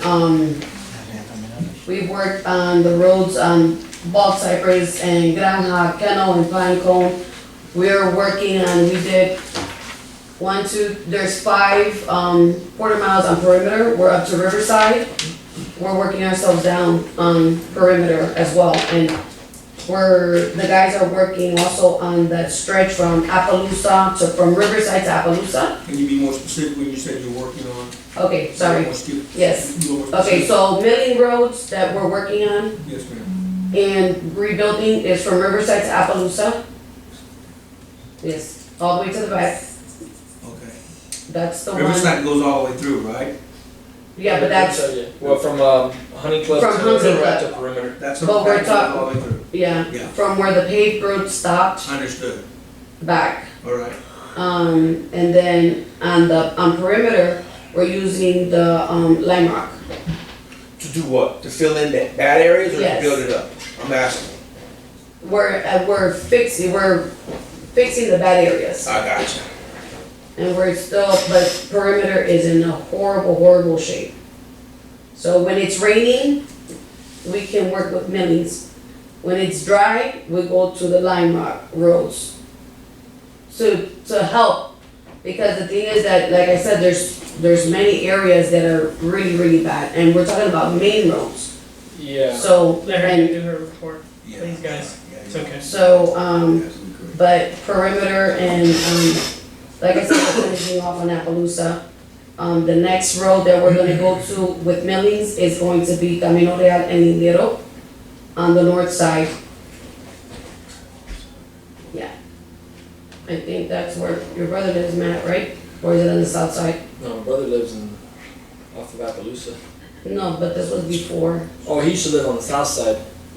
I know that Lindero and Camino Real have been on there from 2022. Has it? So, that one, and Nogal, and Olivo, and Camino Real, along with Romero and Sendero, those all have, and Camino Real, those are all the roads that, are really, really damaged.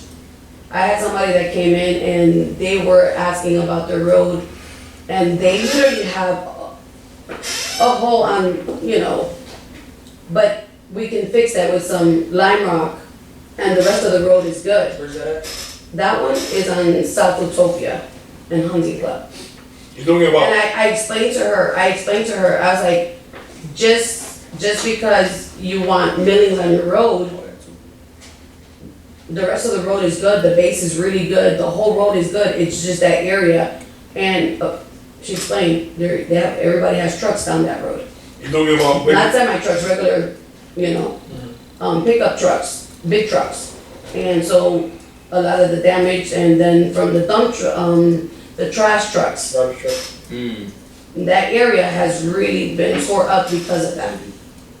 And we took a picture actually after we finished one of the roads, and they were still doing the water with the roller. The dump truck came through from the garbage and literally did what everybody complains. And we took pictures so we can address it with waste connections, because in the contract with the county, they are responsible for destroying roads, and we've never gone after them for that. Yeah, because they have Chris, I don't a mean to dash interrupt cam you. system that Chris, if they, let her finish her report. Just let her get through it. okay. So, okay, well, and as we're doing the roads, we're boom mowing each road, at the same time. So we're doing it before we actually go in there and fix the road. So we're not having to revisit it. We've had 40 new permits, driveway permits, this month. 9 pre-existing, that means that people sold their property, but they were older permits, they're not like new permits, newer permits. Trash being thrown everywhere once again. Tires down Avenida del Club and Arboleda. There was another property where they actually threw them inside the property. In the clubhouse area, they pressure washed all the tables by the pool area. They cleaned that up. They've changed the banisters on the wood that's there, and they've repainted it. They freshened up the paint. The Valentine's Day was a success. The kids enjoyed it. They had fun. We're getting ready for the soccer tournament and the Easter event, which is at the end of the month of March. So we'll probably have our, meeting before our event. So, and now that we have March 9th added to, which it's about the golf cart. Okay. So, Chris, I apologize. Now you can have the floor. Yeah, and I'll just say, like, Waste Connection on their trucks, they're supposed to have a system on it that if they brake too hard, I guess cameras supposed to come on. It's something that they're supposed to have, and, if they are doing that stuff, they can review it. Now, if they're gonna admit that they did, I don't know, that's another thing. So with the millings, Appaloosa, and I think it's Orange. yes. So, there was, one thing I was speaking to her, I think it was this week about it, that I always drive up and down the roads and I see what's being done and so forth, the roads being milled. And there's one road that there's a house that's within it's right there, it's the second property in, but the whole road is milled and there's nobody that lives down, there's no houses. And that's one of the things that I think, what I believe is that allocating that much millings and work down a road where there's nobody like that, I don't think that it's smart. I think we're gonna go through millings faster than what we really need to. There's the one road where the gentleman that half the road was done, I guess y'all ran out of millings at that time, Arminio was here. Jasmine, he has a really big hole in the middle. His name, Renee. I told you Jasmine and about Arosa, I believe so. we did that one. When recently? Yeah. Most of all of the roads back there. How recent? Like, Jasmine, ¿cuándo fue? I have it written down. I Last want to say week. that's in been the done. last week or two? Last Well, week. the only one that's left is, back there, Yeah. is, just Shetland on the north side, Well, on the south side. when I spoke with you, I went to the guy and I spoke with him, and I guess there's only there's a container home, and it stopped there. What is that? And then, no, sorry. Either way, I put it on the list for you to look There's at. one in Utopia. On Utopia and Appaloosa, there's one like that, Which that one? I know of. Which was the one that you said that Arminio did half, y'all ran out of millings and y'all had to go back and finish it, but there's a house being built all the way at the end on the left, and there's a huge hole. I think that's the Utopia one. Maybe it Utopia. is. And Appaloosa. Yeah. It might be. The guy's name is Renee, that lives down there. I think that's the one, because they did half of it, and then the back end somebody actually purchased that property and they're building a house on there Yes. now. But when it was back then, Right. it was just halfway because there was nothing back there. What I did was, so just so you understand, like the one on Orange, there's that one person, but our community is growing. All these properties are being sold. We have to scrape the road. If we're gonna do millings, Correct. to do the rest of it in, and just leave it alone because there's nobody back there, we're gonna have to come back and revisit it again. And the thing is that the turnaround in, right on Appaloosa and Shetland, on the north end, there's those 6 properties, we got 6 new driveways. And they're all pulling permits for construction. Yeah. So again, all I did was, that's coming in, do I wanna revisit it again? They're gonna come back and they're gonna say the same thing. Yeah. So, we're going to the end of the road where we're not doing it halfway, just for 2 people. That's all I'm stating. Because at the end of it, right now I have live oak and I wanna say it's bald cypress. They did the lime rock up to there's the last 2 properties by the canal, where that road, it's still in grass and sand. Yeah. And the guy purchased that about 2 years ago, and he had eyes for it to be done, because he wants to start building here. It was never done. Yeah. It should have been done, is what I'm stating. You know, because in lime rock, just lime rock is what I'm saying. Even if we just scrape the road, we still have to put lime rock down. I'm saying, if we stop halfway just because somebody just moved in this area, but somebody come and sell 3 more properties down that block, a month later, we're gonna have to go back and do it again. Right, and that's one of the reasons why I always go back to Camino Real and Jasmine. It's been fixed 5, 6 times, and many times in a short amount of time. Yeah, And and, then you go to Lindero, it's been there since 2022, and I brought it up at the meeting, you know, I brought up the issue about Jasmine. You go up to Lindero, there's 5, 6 houses down there, and the road is destroyed. And I tell people, go down there, like, don't listen, go drive down there. And it's been like this since 2022. So that's why I get back, and it goes more to my point. Whenever you see certain roads get fixed multiple times, and then you just jump right there, and then there's a road that's been like this since 2022, it don't look good. It looks really bad. And then whenever I see one house on a corner, and then millings all the way down, that could have went on Lindero. Where it's, you know, you gotta kind of like, I understand what you're trying to do. And it goes back to the same point I brought up to Minio. All these roads that are being milled, okay, whenever Central County, this is what I want to know too, whenever Central County comes up with a plan to do these ditches, how are you going to preserve the integrity of all the millings? Once you start cutting, you're going to have to put all that material up to the middle. Usually whenever you're going to start doing roads and ditches, you're going to cut your ditches out first, because you're not going to build your road first, because by the time construction is done, you have no road. You have to just stabilize the road to be able to work off of it. And the last thing you're going to fix is going to be the road. So all this material is going to have to stay from the corner of the millings down to the bottom of the bank. And all that turning and spinning on there is going to tear up all the millings. So that's one of my concerns in the future about what's the plan on that. Because that's going to get destroyed. well, if we have our master plan in place, and we can work at this, because I haven't seen a master plan here. We got one. You have it? Well, for the culverts, It's, I and don't, what, the last thing that I seen, from what they gave me, was back in 20, it's old. yeah, in 20, I think Brock did it. Yeah. and that's where I just got it from. Yeah, and it is, and I'm sure, because I went through it and I seen it, it's pretty outdated. But he said the same thing, if we Yeah. invite him, going back to what Miss Jessie said, if we invite him, he will come, because whatever happened with the old board, I don't know. Like I said, I don't know him personally. I know. Okay, but again, this was just told to me yesterday. So if you saw him before that, I just seen him last week and I talked to him, and spoke with John and, okay. but I just want to stay back to, so it's the same thing like with the millings and stuff.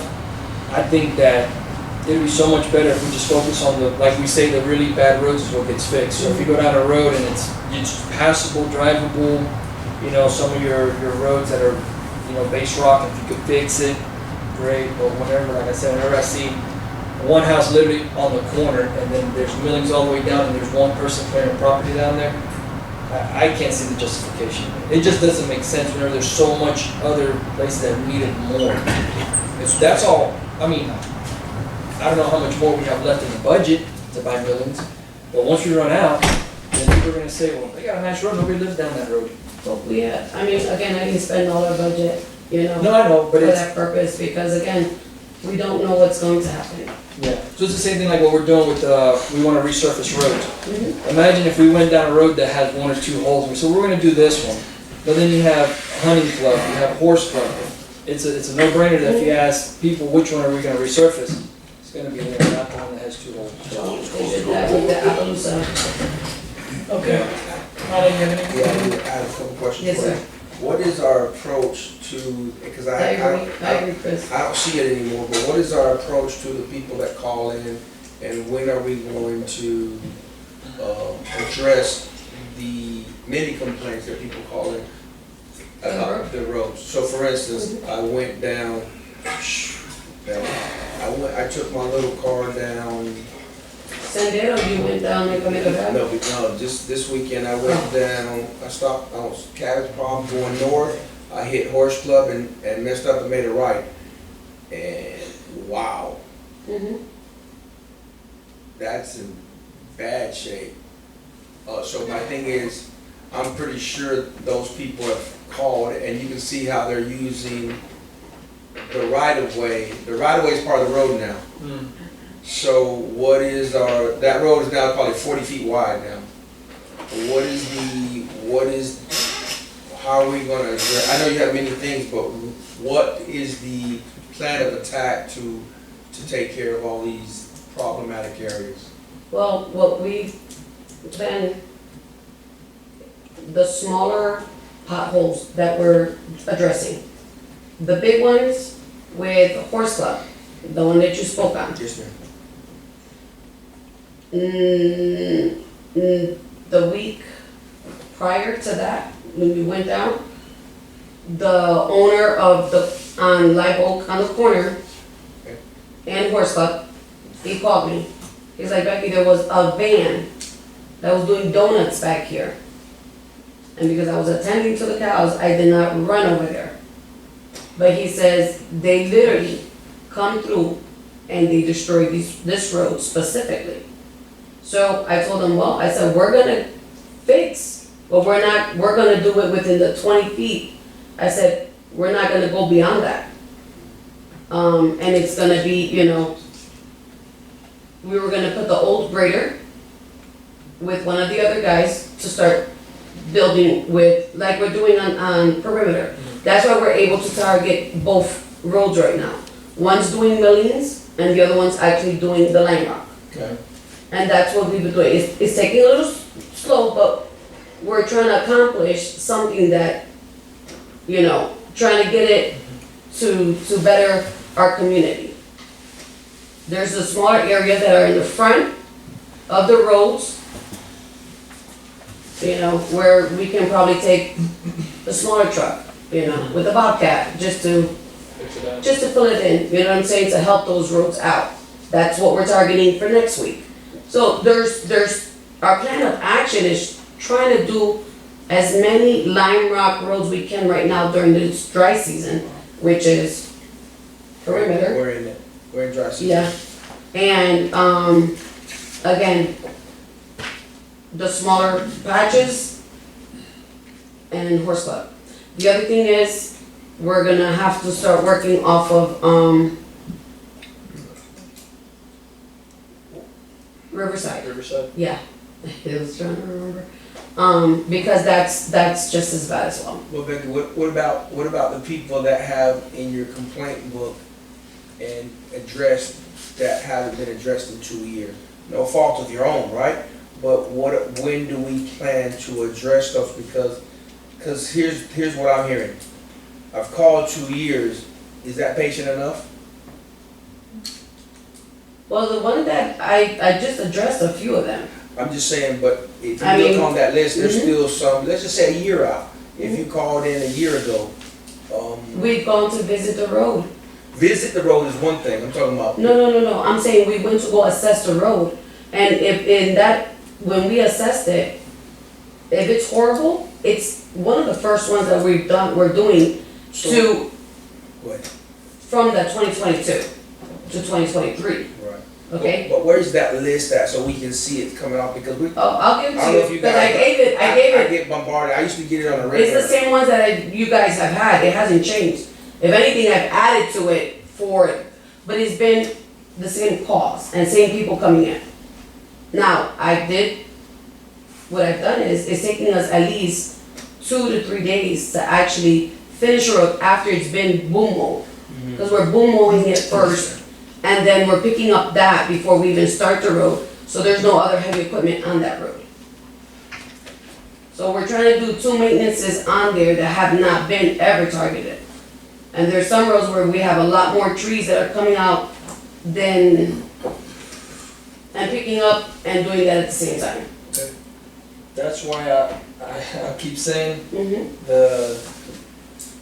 doing roads multiple times, like I said again, community around Jeanette, that's the type of stuff that should be done, because community around Lindero has been on the list since 2022, and it's literally the next road up. And you just said that roads that are in really bad shape, and then whenever I go to the list, and I see, okay, community around Jeanette's on there twice, but it's been fixed 5 times, and it's been fixed, those times, I guess you ought to go back and fix a little bit more. Yes, because that's some correct. ripple- Yes, And, but that was because of rotor.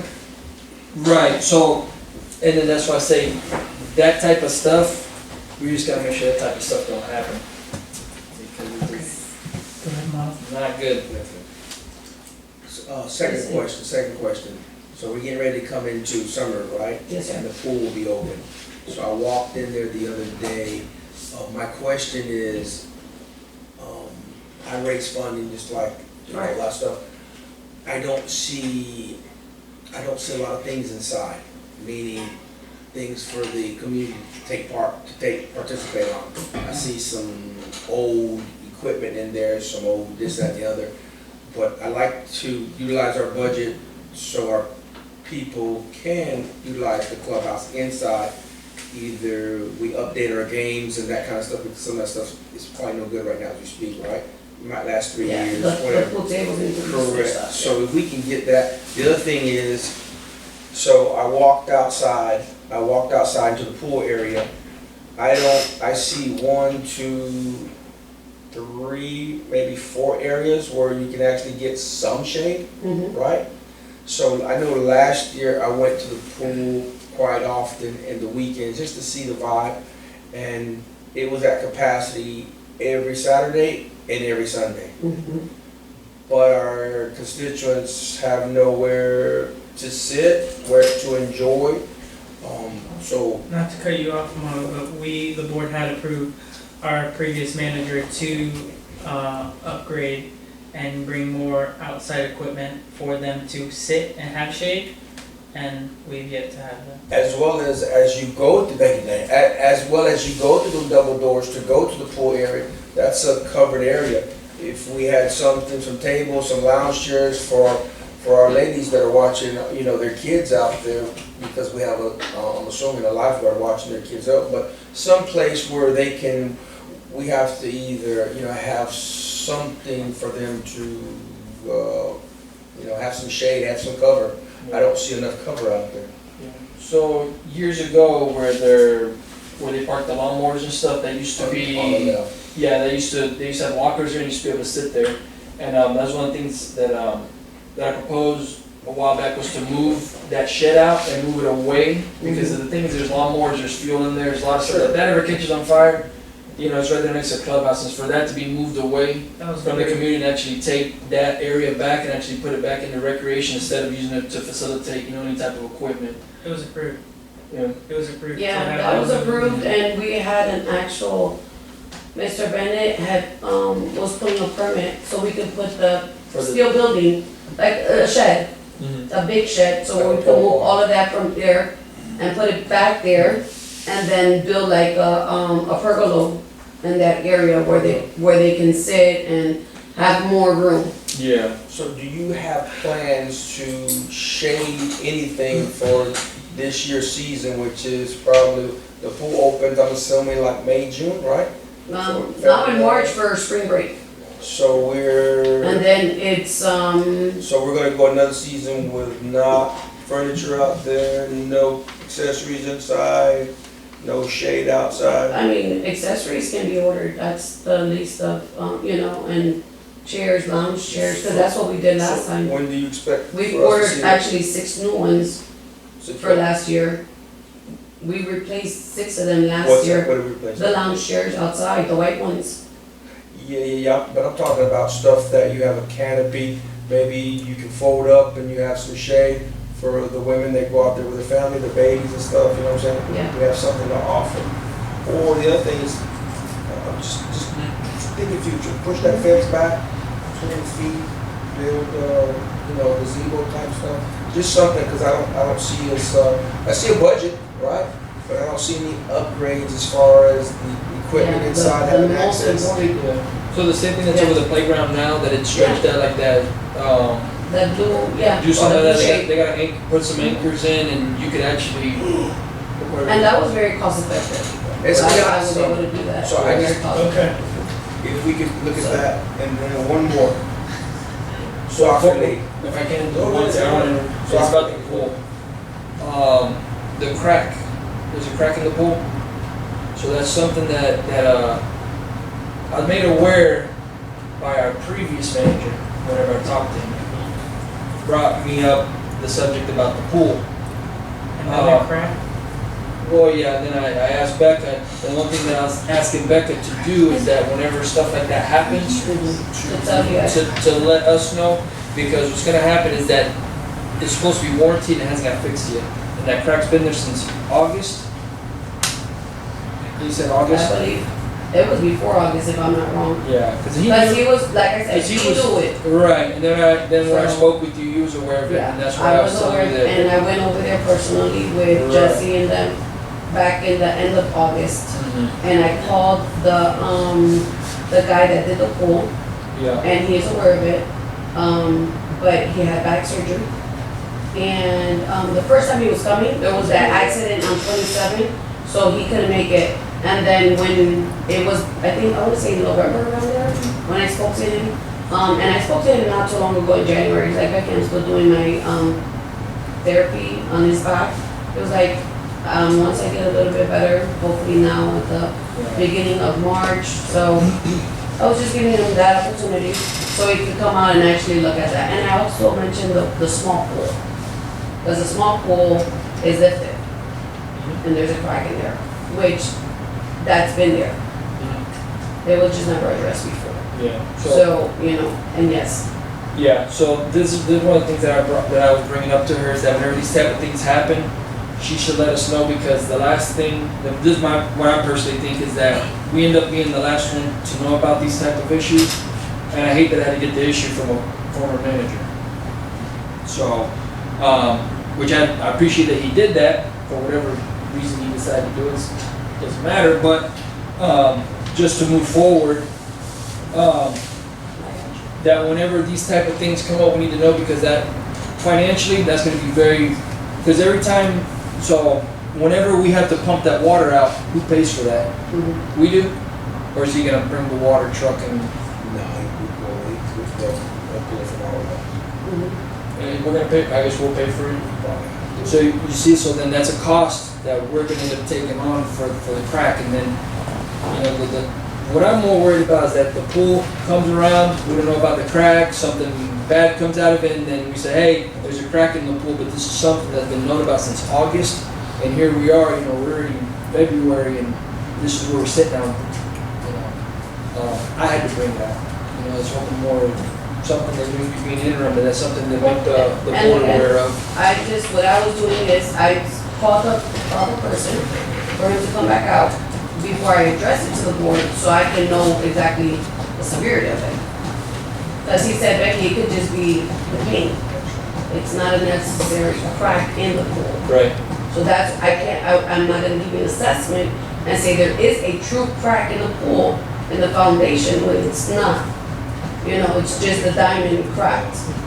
And that's what I wanted to find out. Right. I can't give you that assessment until he came out. Right. So it wasn't that, again, they did bring it out, But I did find out, like I said, it was like towards, Right. when I first came on as interim manager, and I took pictures of it, and I sent it to the person so it could come out. Right.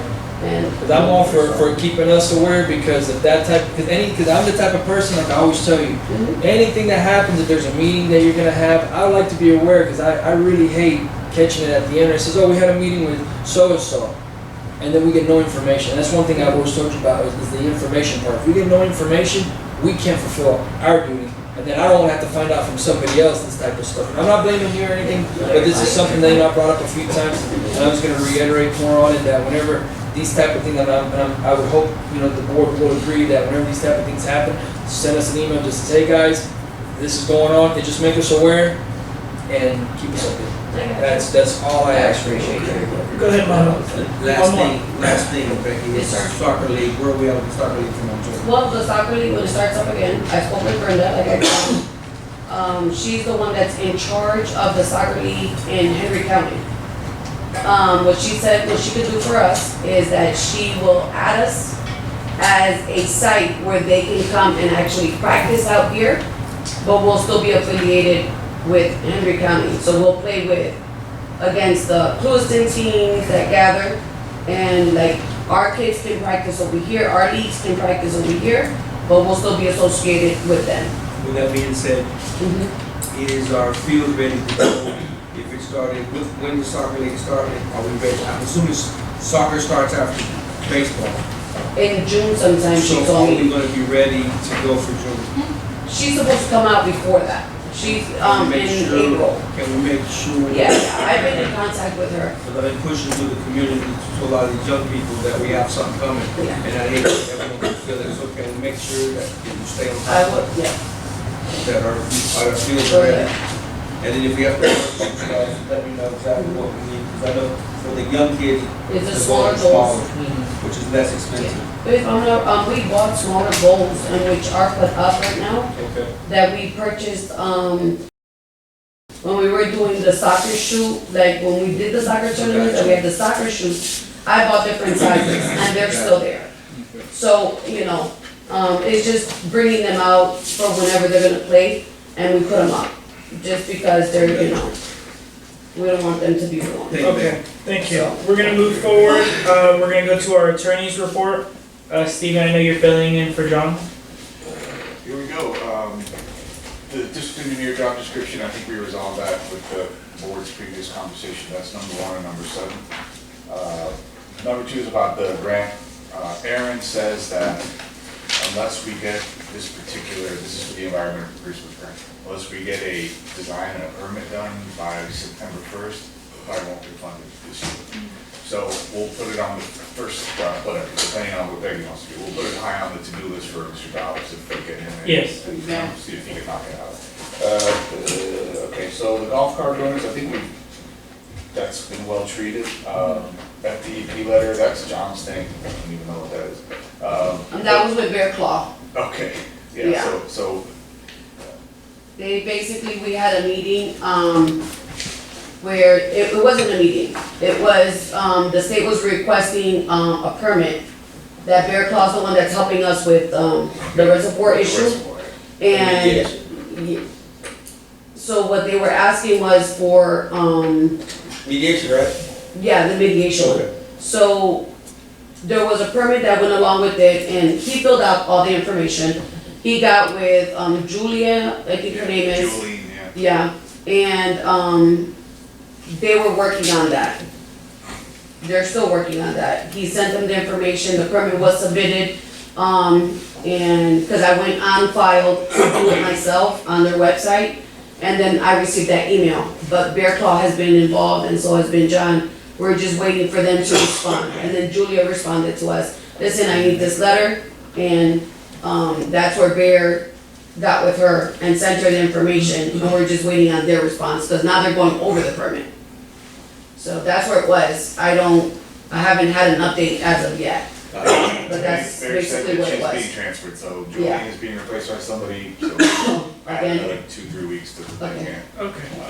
That's that. Next is the public announcement. I will translate. This is related to the golf carts.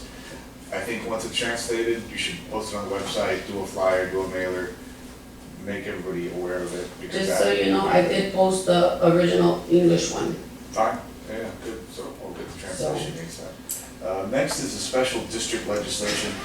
You have more than you need to know about that in your hands, but here are the two highlights. Term limits, it probably won't matter. You know, it doesn't apply to most, well, to any of the board now, and by the time it comes around, you know, it won't be an issue. Here's a hot one. Establish goals and objectives for each program and activity undertaken by the district. So if this takes effect in July, then by October, we'll have to have goals and objectives. I have no idea what that means. Nobody will know what it means. So, you know, in terms of efficiency, I'll see if there's Is another this all for district. Reedy Creek, what he's, It has everything to do with that, right? So this is meant to be a harassment package for Reedy for Creek. them? So it has a small ripple effect for us. I think it's entirely Yeah. fine. So it's just for your awareness. It's not even a law yet. So Understood. it's in a set. All right, next is the, public records log. I have this in here because last time the board brought up about doing some kind of public records tracker. It turns out there is something available on OpenGov websites. I'll send it to Becky. So this is really more a reminder for me, but we'll send something that will at least serve as a log for giving them a number, giving them a date, and that way you can check on reasonableness of whether or not they've been acted upon. But it ends up being just, it's not an unusual thing, it's out there. And this employee corrective action memorandum, that's for John. I think that's between John and Becky. That's got, you know, I got nothing on that. Right? It's just something that, a memo that John helped you to prepare and, Yeah, okay. yeah. I just, maybe you phoned the board, so I have no. No, I was background on just, so, well, we were in our policies and procedures, okay? We had addressed all of the employees together as a whole. Because what happens is, like you were stating, Chris, and so has Mr. Mata and Daniel and Santana. Even when, I don't believe Moreno's been more involved with the employees like everyone else has been sitting on this board. They used to do this a lot even before. We talked about gossip, right? And then the thing is that we'll gossip about what's going on, about other employees to other people, but it's never addressed to the main office to be able to address it. So they'll come in and complain to everybody else, but they're not addressing the issue where it needs to be. And then I'll hear from you or Mr. Mata, and I tell them, okay, why didn't you guys come here? You know, this is where we can resolve the issues. So I asked Mr. Famero about, you know, this is what our policies and procedures are about. Are we gonna, is they gonna, because I know we were talking about changing our policies and procedures, bringing them up to date, and a lot of those incidents. So, again, asking for information, pulling information, you know, HR information, stuff like that. So that's basically what we were talking about. Yeah, and I wanna ask, do you ever go over with employees about whistleblower? Like if there's something that they believe that is wrong, and they're kinda scared to go to, you know, you or somebody else? I don't know, because I'm sure whenever you go through your I policies. have never mentioned it, Yeah. not that'd be something. since I've been, you know, like I said, I started bringing out the policy and procedure books. We used to do it all the time. We'd take the policies and procedures, when we did our meetings, we would go over the first, what it is about a written warning or your holidays and, you know, absences and all that Yeah. stuff, you know, and again, I just brought out the policy now, again, because it's good to know. It's like you give them a book, nobody Yeah. reads it. So did the policy get changed, or you was just? No, there's no changing. You're just getting clarification? No, on it? I was just, I was mentioning it to the staff as well. Okay, So when you go and you start running your mouth is what I said. When you go running your mouth and you're not addressing it with us to fix the situation because you work with that person, then it becomes a hostile environment yeah, and you're feeling uncomfortable and now the other person feels some type of way. yeah. And then when people come in from the public, what do they see? Mhm. A hostile environment within employees. Oh, I get it, believe me. No, but that's what I Okay. was trying to tell them, you know, but we take things personal because, oh, why you gotta say it like that? Because if I say it a different way, you still don't understand. Yeah. So it's just, And whenever these type of things happen, do you log this? If there's an incident, yes, Like when between employees, like, big, like, but they haven't said anything, okay, is what I'm stating. okay, so I guess somebody, I'm saying they'll tell everybody else, but they don't come and say something, if I'm having an issue with Daniel. okay. You know what I'm saying? Okay, well, so what's the issue? Let's talk about it, you know? How can we fix it, you know? Let's work at it. Nothing, you know? But we'll tell There we go. Montura, but come to the office to talk about it. So that's what I was, you know, Got it. trying to say, you know, like, let's bring it, fix it, get along, and keep working. Yeah, we have to go through the policy, because there's a lot of stuff there that needs better defined clarification on stuff, Yeah, because it's yeah. kind of really broad on a lot of stuff, and I know whistleblower act is something that me personally, I'm very, I'm a big, you know, Advocate for. pusher of that, because there's a lot of employees that they're in fear of their job, most of them don't even know about Yeah. whistleblower act, and they think, well, if I do this, if I say something that I see, I'm gonna be fired, and, Yeah, you know. but we've never stated that, you know, Yeah. like to our guys, if you're having an issue, tell us. I mean, you guys Right. are the ones working out there together, you know? Yeah, If you're saying something is causing harm and you guys are on heavy equipment. yeah, which we as a board, we need to work on that, really go back through the policy. Yeah, what I was actually gonna say, to Steven, but it should have actually been addressed with John. How many times have you covered for John in this past? 4 times? Are you firing John and hiring Steve? No? Because I've asked for certain things, and I know I tried getting a hold of John and he's no avail. Did we ever get an answer on incorporating and overseeing and adding to the to our 298 about the fire department here, just Oh, in, Sure, I think we've talked about it. we did, Okay, sure. Answer, you don't get that without incorporating. I think I'm having deja vu about that element. Okay. And then it was a follow-up, and I think I sent the board the early memo that I did about incorporating. And so actually, it's in this new law, but it doesn't change anything. You know, it's still, yeah, the work is still pretty onerous to pursue the incorporation process. But you don't get that. Right now, everything else, all these services, fire, police, you can get them through an interlocal agreement or through some kind of MOU, but to try to take them in-house, it goes outside of the mandated roadways, drainage, recreation. so we'll still have to change our charter, just as we did with the golf carts. Yeah, I mean, and that, I don't think that's one, well, yeah, for incorporation, it's massive, it's a state, it's a legislative action, so. If it's something that if it's something that we push now that we do have, good colleagues and good people in the Senate and the House, It's entirely that. that It's we a can lobby. change the charter just to oversee the fire department? I'm gonna say- Because what special Yeah. districts and fire districts are, I know, that's the thing, if you're gonna run afoul of the specific mandate of the drainage statute, which I don't think it covers that. And there's another thing, maybe just a spoiler here, which is that in order to achieve incorporation, the entity seeking to incorporate has to provide a minimum of 4 out of 12 services. oh, yeah. Right? But hey, guess what? We got roadways, we got water control, we got parks and recreation. It's a fine line whether parks and recreation is 2 things or it's 1 thing. Yeah. Because it's got commas on either side of it. And if not, we gotta find another thing in order to sort of make a story that says, we provide the 4 basic things you need in order to proceed with incorporation. The lobbyists will figure that out first.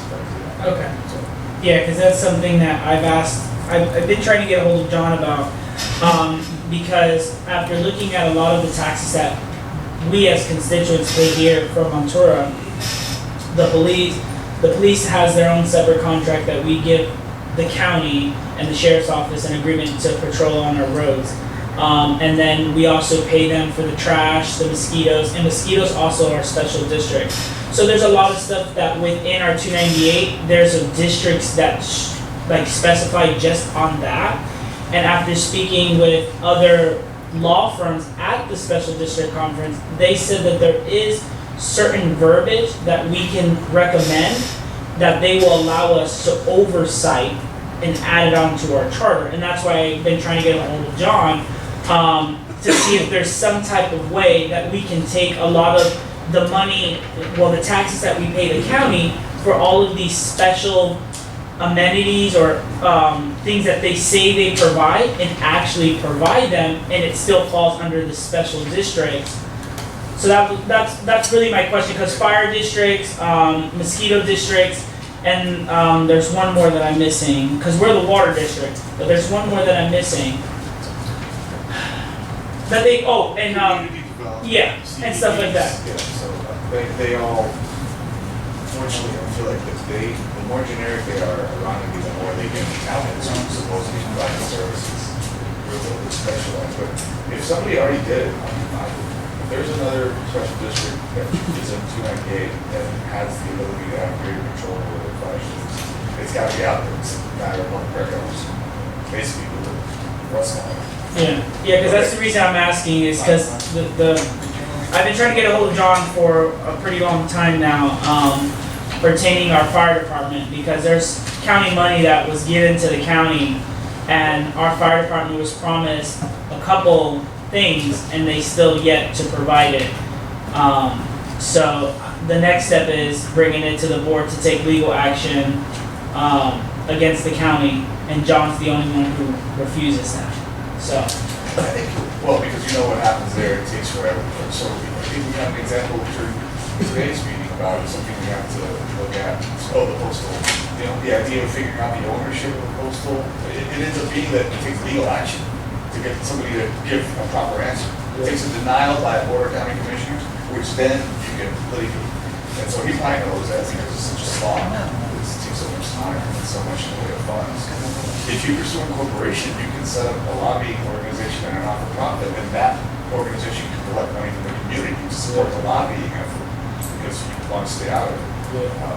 It's almost more efficient to do that, to treat it as a lobbying and money thing rather than a legal or litigation. That's why, that's part of why you get that much. Anyway, the thing about the fire, he would have signed up to me anyway, so I'll look at it. okay, thank you. Anybody have any questions, Frank? Okay, we're gonna go into supervisor's report. We're gonna start with Santana. Myself, I just want to make a statement. Nothing to report, Okay, but I just want to make a statement. okay. Using my report time, okay? I am really happy to see Motura, the way that it's going. It's amazing, you know. I see new lots being cleaned up, I see new houses being built, I've been coming to Motura since 1979. I know you love that, you know. I love that. And the way I saw Monturo when I came here the first time, and then the other time that I used to come, it was like I came many times a year for different things. Sure. I was a little bit adventurous. This place, this was a wow place. Still, even before it was strong. And I see the way that it's going down. And when I go to South Florida, Miami, Campbell, I see the way that it's going down there. I love Miami, that's what first thing when I get here. But then I come to Motura, this is paradise. What we have here, to me, is paradise. In reality, all Henry County is paradise, to me, you know, because it's a special place. Okay? Maybe we don't realize it many times because we live here. You know what I'm saying? It's a lot of inconvenient things. Mosquito, rain, swamp, snakes, you know, you name it. But at the same time, it's a special place to me. So I get really happy every time I see the way Motura is growing and the way that we are growing and everything we have done with Santiago Mine. We came here 3.5 years ago, and the way that you have been working also with the mother, we have improved a lot of things here in Motura. So I'm really happy about that, and I'm proud to be here in Motura. That's all I have to say. Thank you, Monterey. Great again, brother. Yes, sir. All right, Start with the wall. Let's break me there. Mr. Moore. So I just have one thing, just looking over the financials, looks like we're at 33% at the end of January. So we're in line, Becky, seems like we're in line with our financials, correct? Yes, sir. Alright, just wanna make sure, that's all I have. Mr. Sip? Yeah, so the only thing I have is about the sheets that they have for the culverts, that we're gonna pull a permit and stuff. I guess it's 3 sheets that, Becca, that you have, that you provide, it's supposed to be 3. There's this one, And just the instructions, okay, that's the one that I sent you, that I emailed it to you. yeah. So, there's one of the things that I just wanna bring up, I was gonna put it on the agenda, but either way, I just wanna speak about it, that, whenever you're gonna install a culvert, you have to leave it exposed. Central County will come in and, inspect it, to pass, cover it up and go forth and whatnot. And, the gentleman was actually here, but he left, unfortunately, but he had that issue happen, but the only thing he was provided was this. And on the details of it, just tells you the size of culverts, 13 by 80 has to be DOT. Then it says please follow instructions added, it says, needs 12 inches of shell rock, lime rock millings on top. And that's it, nowhere in this it says that you have to keep it exposed, so, or leave it open. So there's a separate sheet that tells you that. He wasn't provided the other one, he was only provided this one, so he ended up covering it up. He didn't pass inspection because he covered it and so forth, and I asked you about it. You don't remember if you gave him the sheet or not, the guy sent me the things that he had. So one of the things that we're gonna have to start looking forward towards is that instead of having 2 separate things of instructions, we do one, and we'll have whoever pulled the permit to sign it, so whenever they come and say, I didn't get it, it's all here. That's right. Because having 2 separate sheets don't make sense, and I mean. Well, that's not the sheet of instruction, that's just information for any new person that comes into our area and they're made aware of it. Some of them are not pulling a permit, so we have that to facilitate to them. So that has just general information. That's not when they pull the That's permit. not, no, the actual permit, when you pull it, there's an informational one that I gave you that shows you if it's a cut 2, you have to have the inspection, you have to do that. Separate sheet. It's a spread, Yes. but it's in Spanish and in English. Because again, a lot of the community that's coming is bilingual, so I put it on one sheet. Sure. So, but, and again, not that I didn't know, Right, But- he said maybe Rosa did it. Rosa was the one that Right. did the permit. So, and this is what happens. Mhm. She could've gave it to them, and they could've said, I never received it. And Right, you're right, they should've signed off on it, cause then it gives us, so, well, wait a minute, I Improve the agreed process. with you, yeah. Yeah, improve the process. So what I've been doing, after we spoke, when I have somebody new, even a new contractor, I still make sure and tell the owner, you are responsible. And I want you to understand, That's the owner builder permit. yep. Please sign here on the receipt, so you take the receipt and I have a copy. yeah.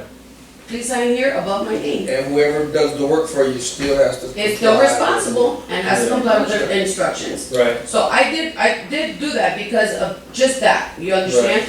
And yes, and I even spoke to the man, I said, all I need you to do, you don't have to remove it, you don't have to remove all the dirt, we just need to see the top of the culvert, yeah, you know? I understand that part. And so that's all I stated for him, and we'll be more than happy to go, review it, and so, and that's where it stood. Right, And he never got back to me or anything, he told me that they were gonna do it, when they went out there, it wasn't done.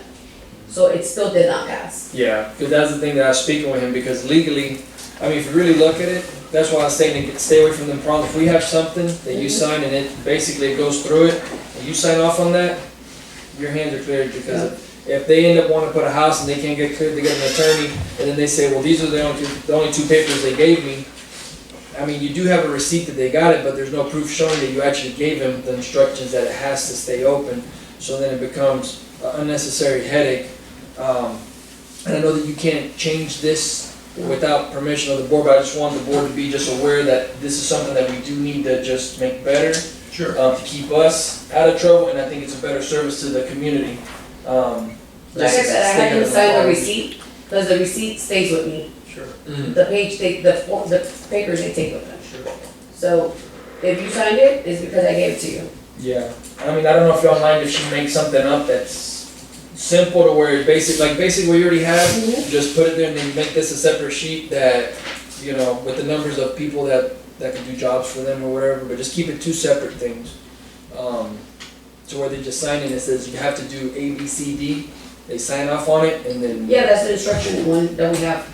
Okay. That's the one that has all the details, like you purchase your All you have to Uber. add is that they sign off on it? Yeah, they just sign off on it. Becky, But- let me ask you another Yes, sir. question in reference to that. Do you see a lot of the times that the owners pull the permit and have somebody else do it? Yes, Is that very common? yes, it is. It is. And I remind them, like, at least when I've done it, you're responsible. You're the Sure. owner, you can hire whoever you want. Sure. I tell them, I said, are you gonna do it or do you have a contractor doing it? No, I have somebody, there's a few people I need to go talk to about doing it. I'm looking at prices. I Because said, always remember, you are the At owner, the end, you are the responsible party. sure. If it fails, or if it doesn't pass, and these are the instructions, have them offhand, whether they're contractors or not, you're responsible. Understood. And I do that because, again, this has not been the first time. Right. They've gone back and they've removed it, and we've gone and checked it, and it passed, okay? Good, yeah. But, my receipt book, these are the instructions. Sign here, Yeah. that you receive the instructions, because it's on that receipt. And we can go back to the receipt book, because it's got a carbon copy. Yeah, yeah, because what I was It's got a gonna, carbon copy. That's why I made them sign the receipt, because they're paying me yeah. yeah, what I for was gonna the permit, tell and you is, it's not adding more paper, it's Right. already established. we're the only ones that don't ask for notice of commencement from the owner that they're pulling a permit. Because I realize that it's only $5 to $7. They're notifying the clerk of court It's that like 10 or 13, Yeah. depending what type of permit. that they're getting a permit for a driveway or whatever, and it's an official document and it's noted in the clerk of court. So if they were to ever come to any of the board members and say, hey, I didn't get this or I don't have the right information, we can ask them, the notice of commencement, was it recorded in the court? They have to provide a copy. It's only $5 because I have to do it for the properties I receive. And it's something that clarifies if the homeowner comes and says, oh, I never got that, because that is one of my biggest pet peeves, is being thrown under, saying, hey, why does not this? So I asked them, okay, if you didn't get that, I apologize for my team. Now where's your notice of commencement? Because there's no way for the work to be done from a contractor. And when I pull it up, you'll see in the court, this. I said, I'm sorry, you're responsible. You did get a note, it was recorded. There's a notice of commencement by you that your contractor did that work. You're gonna have to fix that issue. And I think that would eliminate us from having to say, oh, did you do it, did you not? It's more of, they get a record, and that's it. And again, this is maybe like 3 out of the 40 that we do. Yeah. All it takes is one good one to No, land us in a and I bad agree with you, situation. I agree with you. I'm just saying though, it's not like all the time, is what Right. I'm saying. Because my thing is that, whenever I get contacted by landowners, I would rather us be in the right, and then, whenever they come, they say, well, they didn't give me a paper, Yeah, and then that's why I asked, I said, did you? They said, well, maybe not, and, and I agree with you, and like I said, dot your i's, cross your t's. Okay. yeah. Anybody have anything else? Okay. The only thing I have is for John. I didn't put it on this agenda because I was hoping he'll be here today. He'll be on the next agenda, and this is for the board as well. I want to start requiring all of our appointed board members, if they're going to miss a meeting, that we are notified ahead of time, a week, not last minute, by our district manager. Their offices do have our emails. They can email us and letting us know. After 3 consecutive meetings of them not being here, John does send a representative, so on that behalf, I understand that. But if we get an engineer, even our finance person, we need experts to be here. If they're going to be missed, a representative needs to be in person here to speak on their behalf. They don't get to make a decision, they're just speaking on behalf of that appointed person. If they do miss 3 consecutive meetings, I want the board, and it's not on the meeting, but I'm gonna put it on the next meeting, so I'm giving everyone the heads up. If they miss 3 consecutive meetings, we do not pay them. They do not get paid their full monthly amount. They're not doing the service and they're not doing the work. I think their representative will take half of what it is because they're not here, and John has missed numerous meetings, and he is our legal representative and legal counsel for the district. I understand he has a lot that's going on, but this doc just goes for John, this goes for John Boy, and this goes for whoever the engineer is, and in theoretically, our intern. If our intern manager becomes a district manager and she's to be out, we need a representative. If it's the assistant district manager, because what I've seen is in other government board meetings, if they're out, an assistant sitting there, a representative's there, and we do not have, oh, well, we're gonna have to wait till next meeting to hear our finance report. Oh, we don't have any engineer, we're gonna have, oh, John's not here, we have Steven. So that's understandable. But not coming to 3 meetings, I'm starting to have a little issue with that. You are getting paid, this is not a business, this is a district that you are helping establish. And Steven is his assistant. Steven, you've been great, so this is no shock to you. But we need direct answer from our attorney. I have tried reaching out to my attorney. I don't know if any of you have, but I haven't got an answer back. The only one who has answered me consistently, hasn't missed a bullet, has been Steven. But this is something I'm bringing up to the next meeting for a vote, is if they are not to be here, we need a representative, and if they are to be missed 3 consecutive meetings, that we start not paying them their full contract amount. Because it's ridiculous. You go to any other big place, they don't do that. So it's a new contract with that in it? Well, then that's what it looks like we're gonna have to do. If not, this is how we run things, and we need to run it very efficiently. If they can't show up to do their job, then sorry, we're gonna have to find somebody else. Because I need people here who are here gonna serve our constituents, who our constituents pay them. His office gets paid good money at the end of the year for everything they do. So that's just one thing I wanted to let the board know that's been on my radar, is every meeting, John Boy's out, I heard something happened to him, we lost our engineer, okay, but it's like, we can't not be here. Yeah, 'cause we had a board member, Bruno Naranjo, that he failed to show up for 6 months and never showed up, nothing ever happened. He stayed, he still stayed with his position, just never showed up. No, we have requirements that we have to send a letter. Well, Yeah. so that's what I'm saying, this is good that this is coming up, because that's already happened before, nothing was done.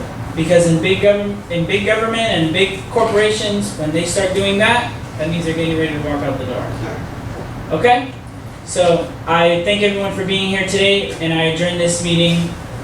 Have a great night. What's that got to do with my wall? Santana, your wife is texting me, and Mr. Dave, your wife is texting me.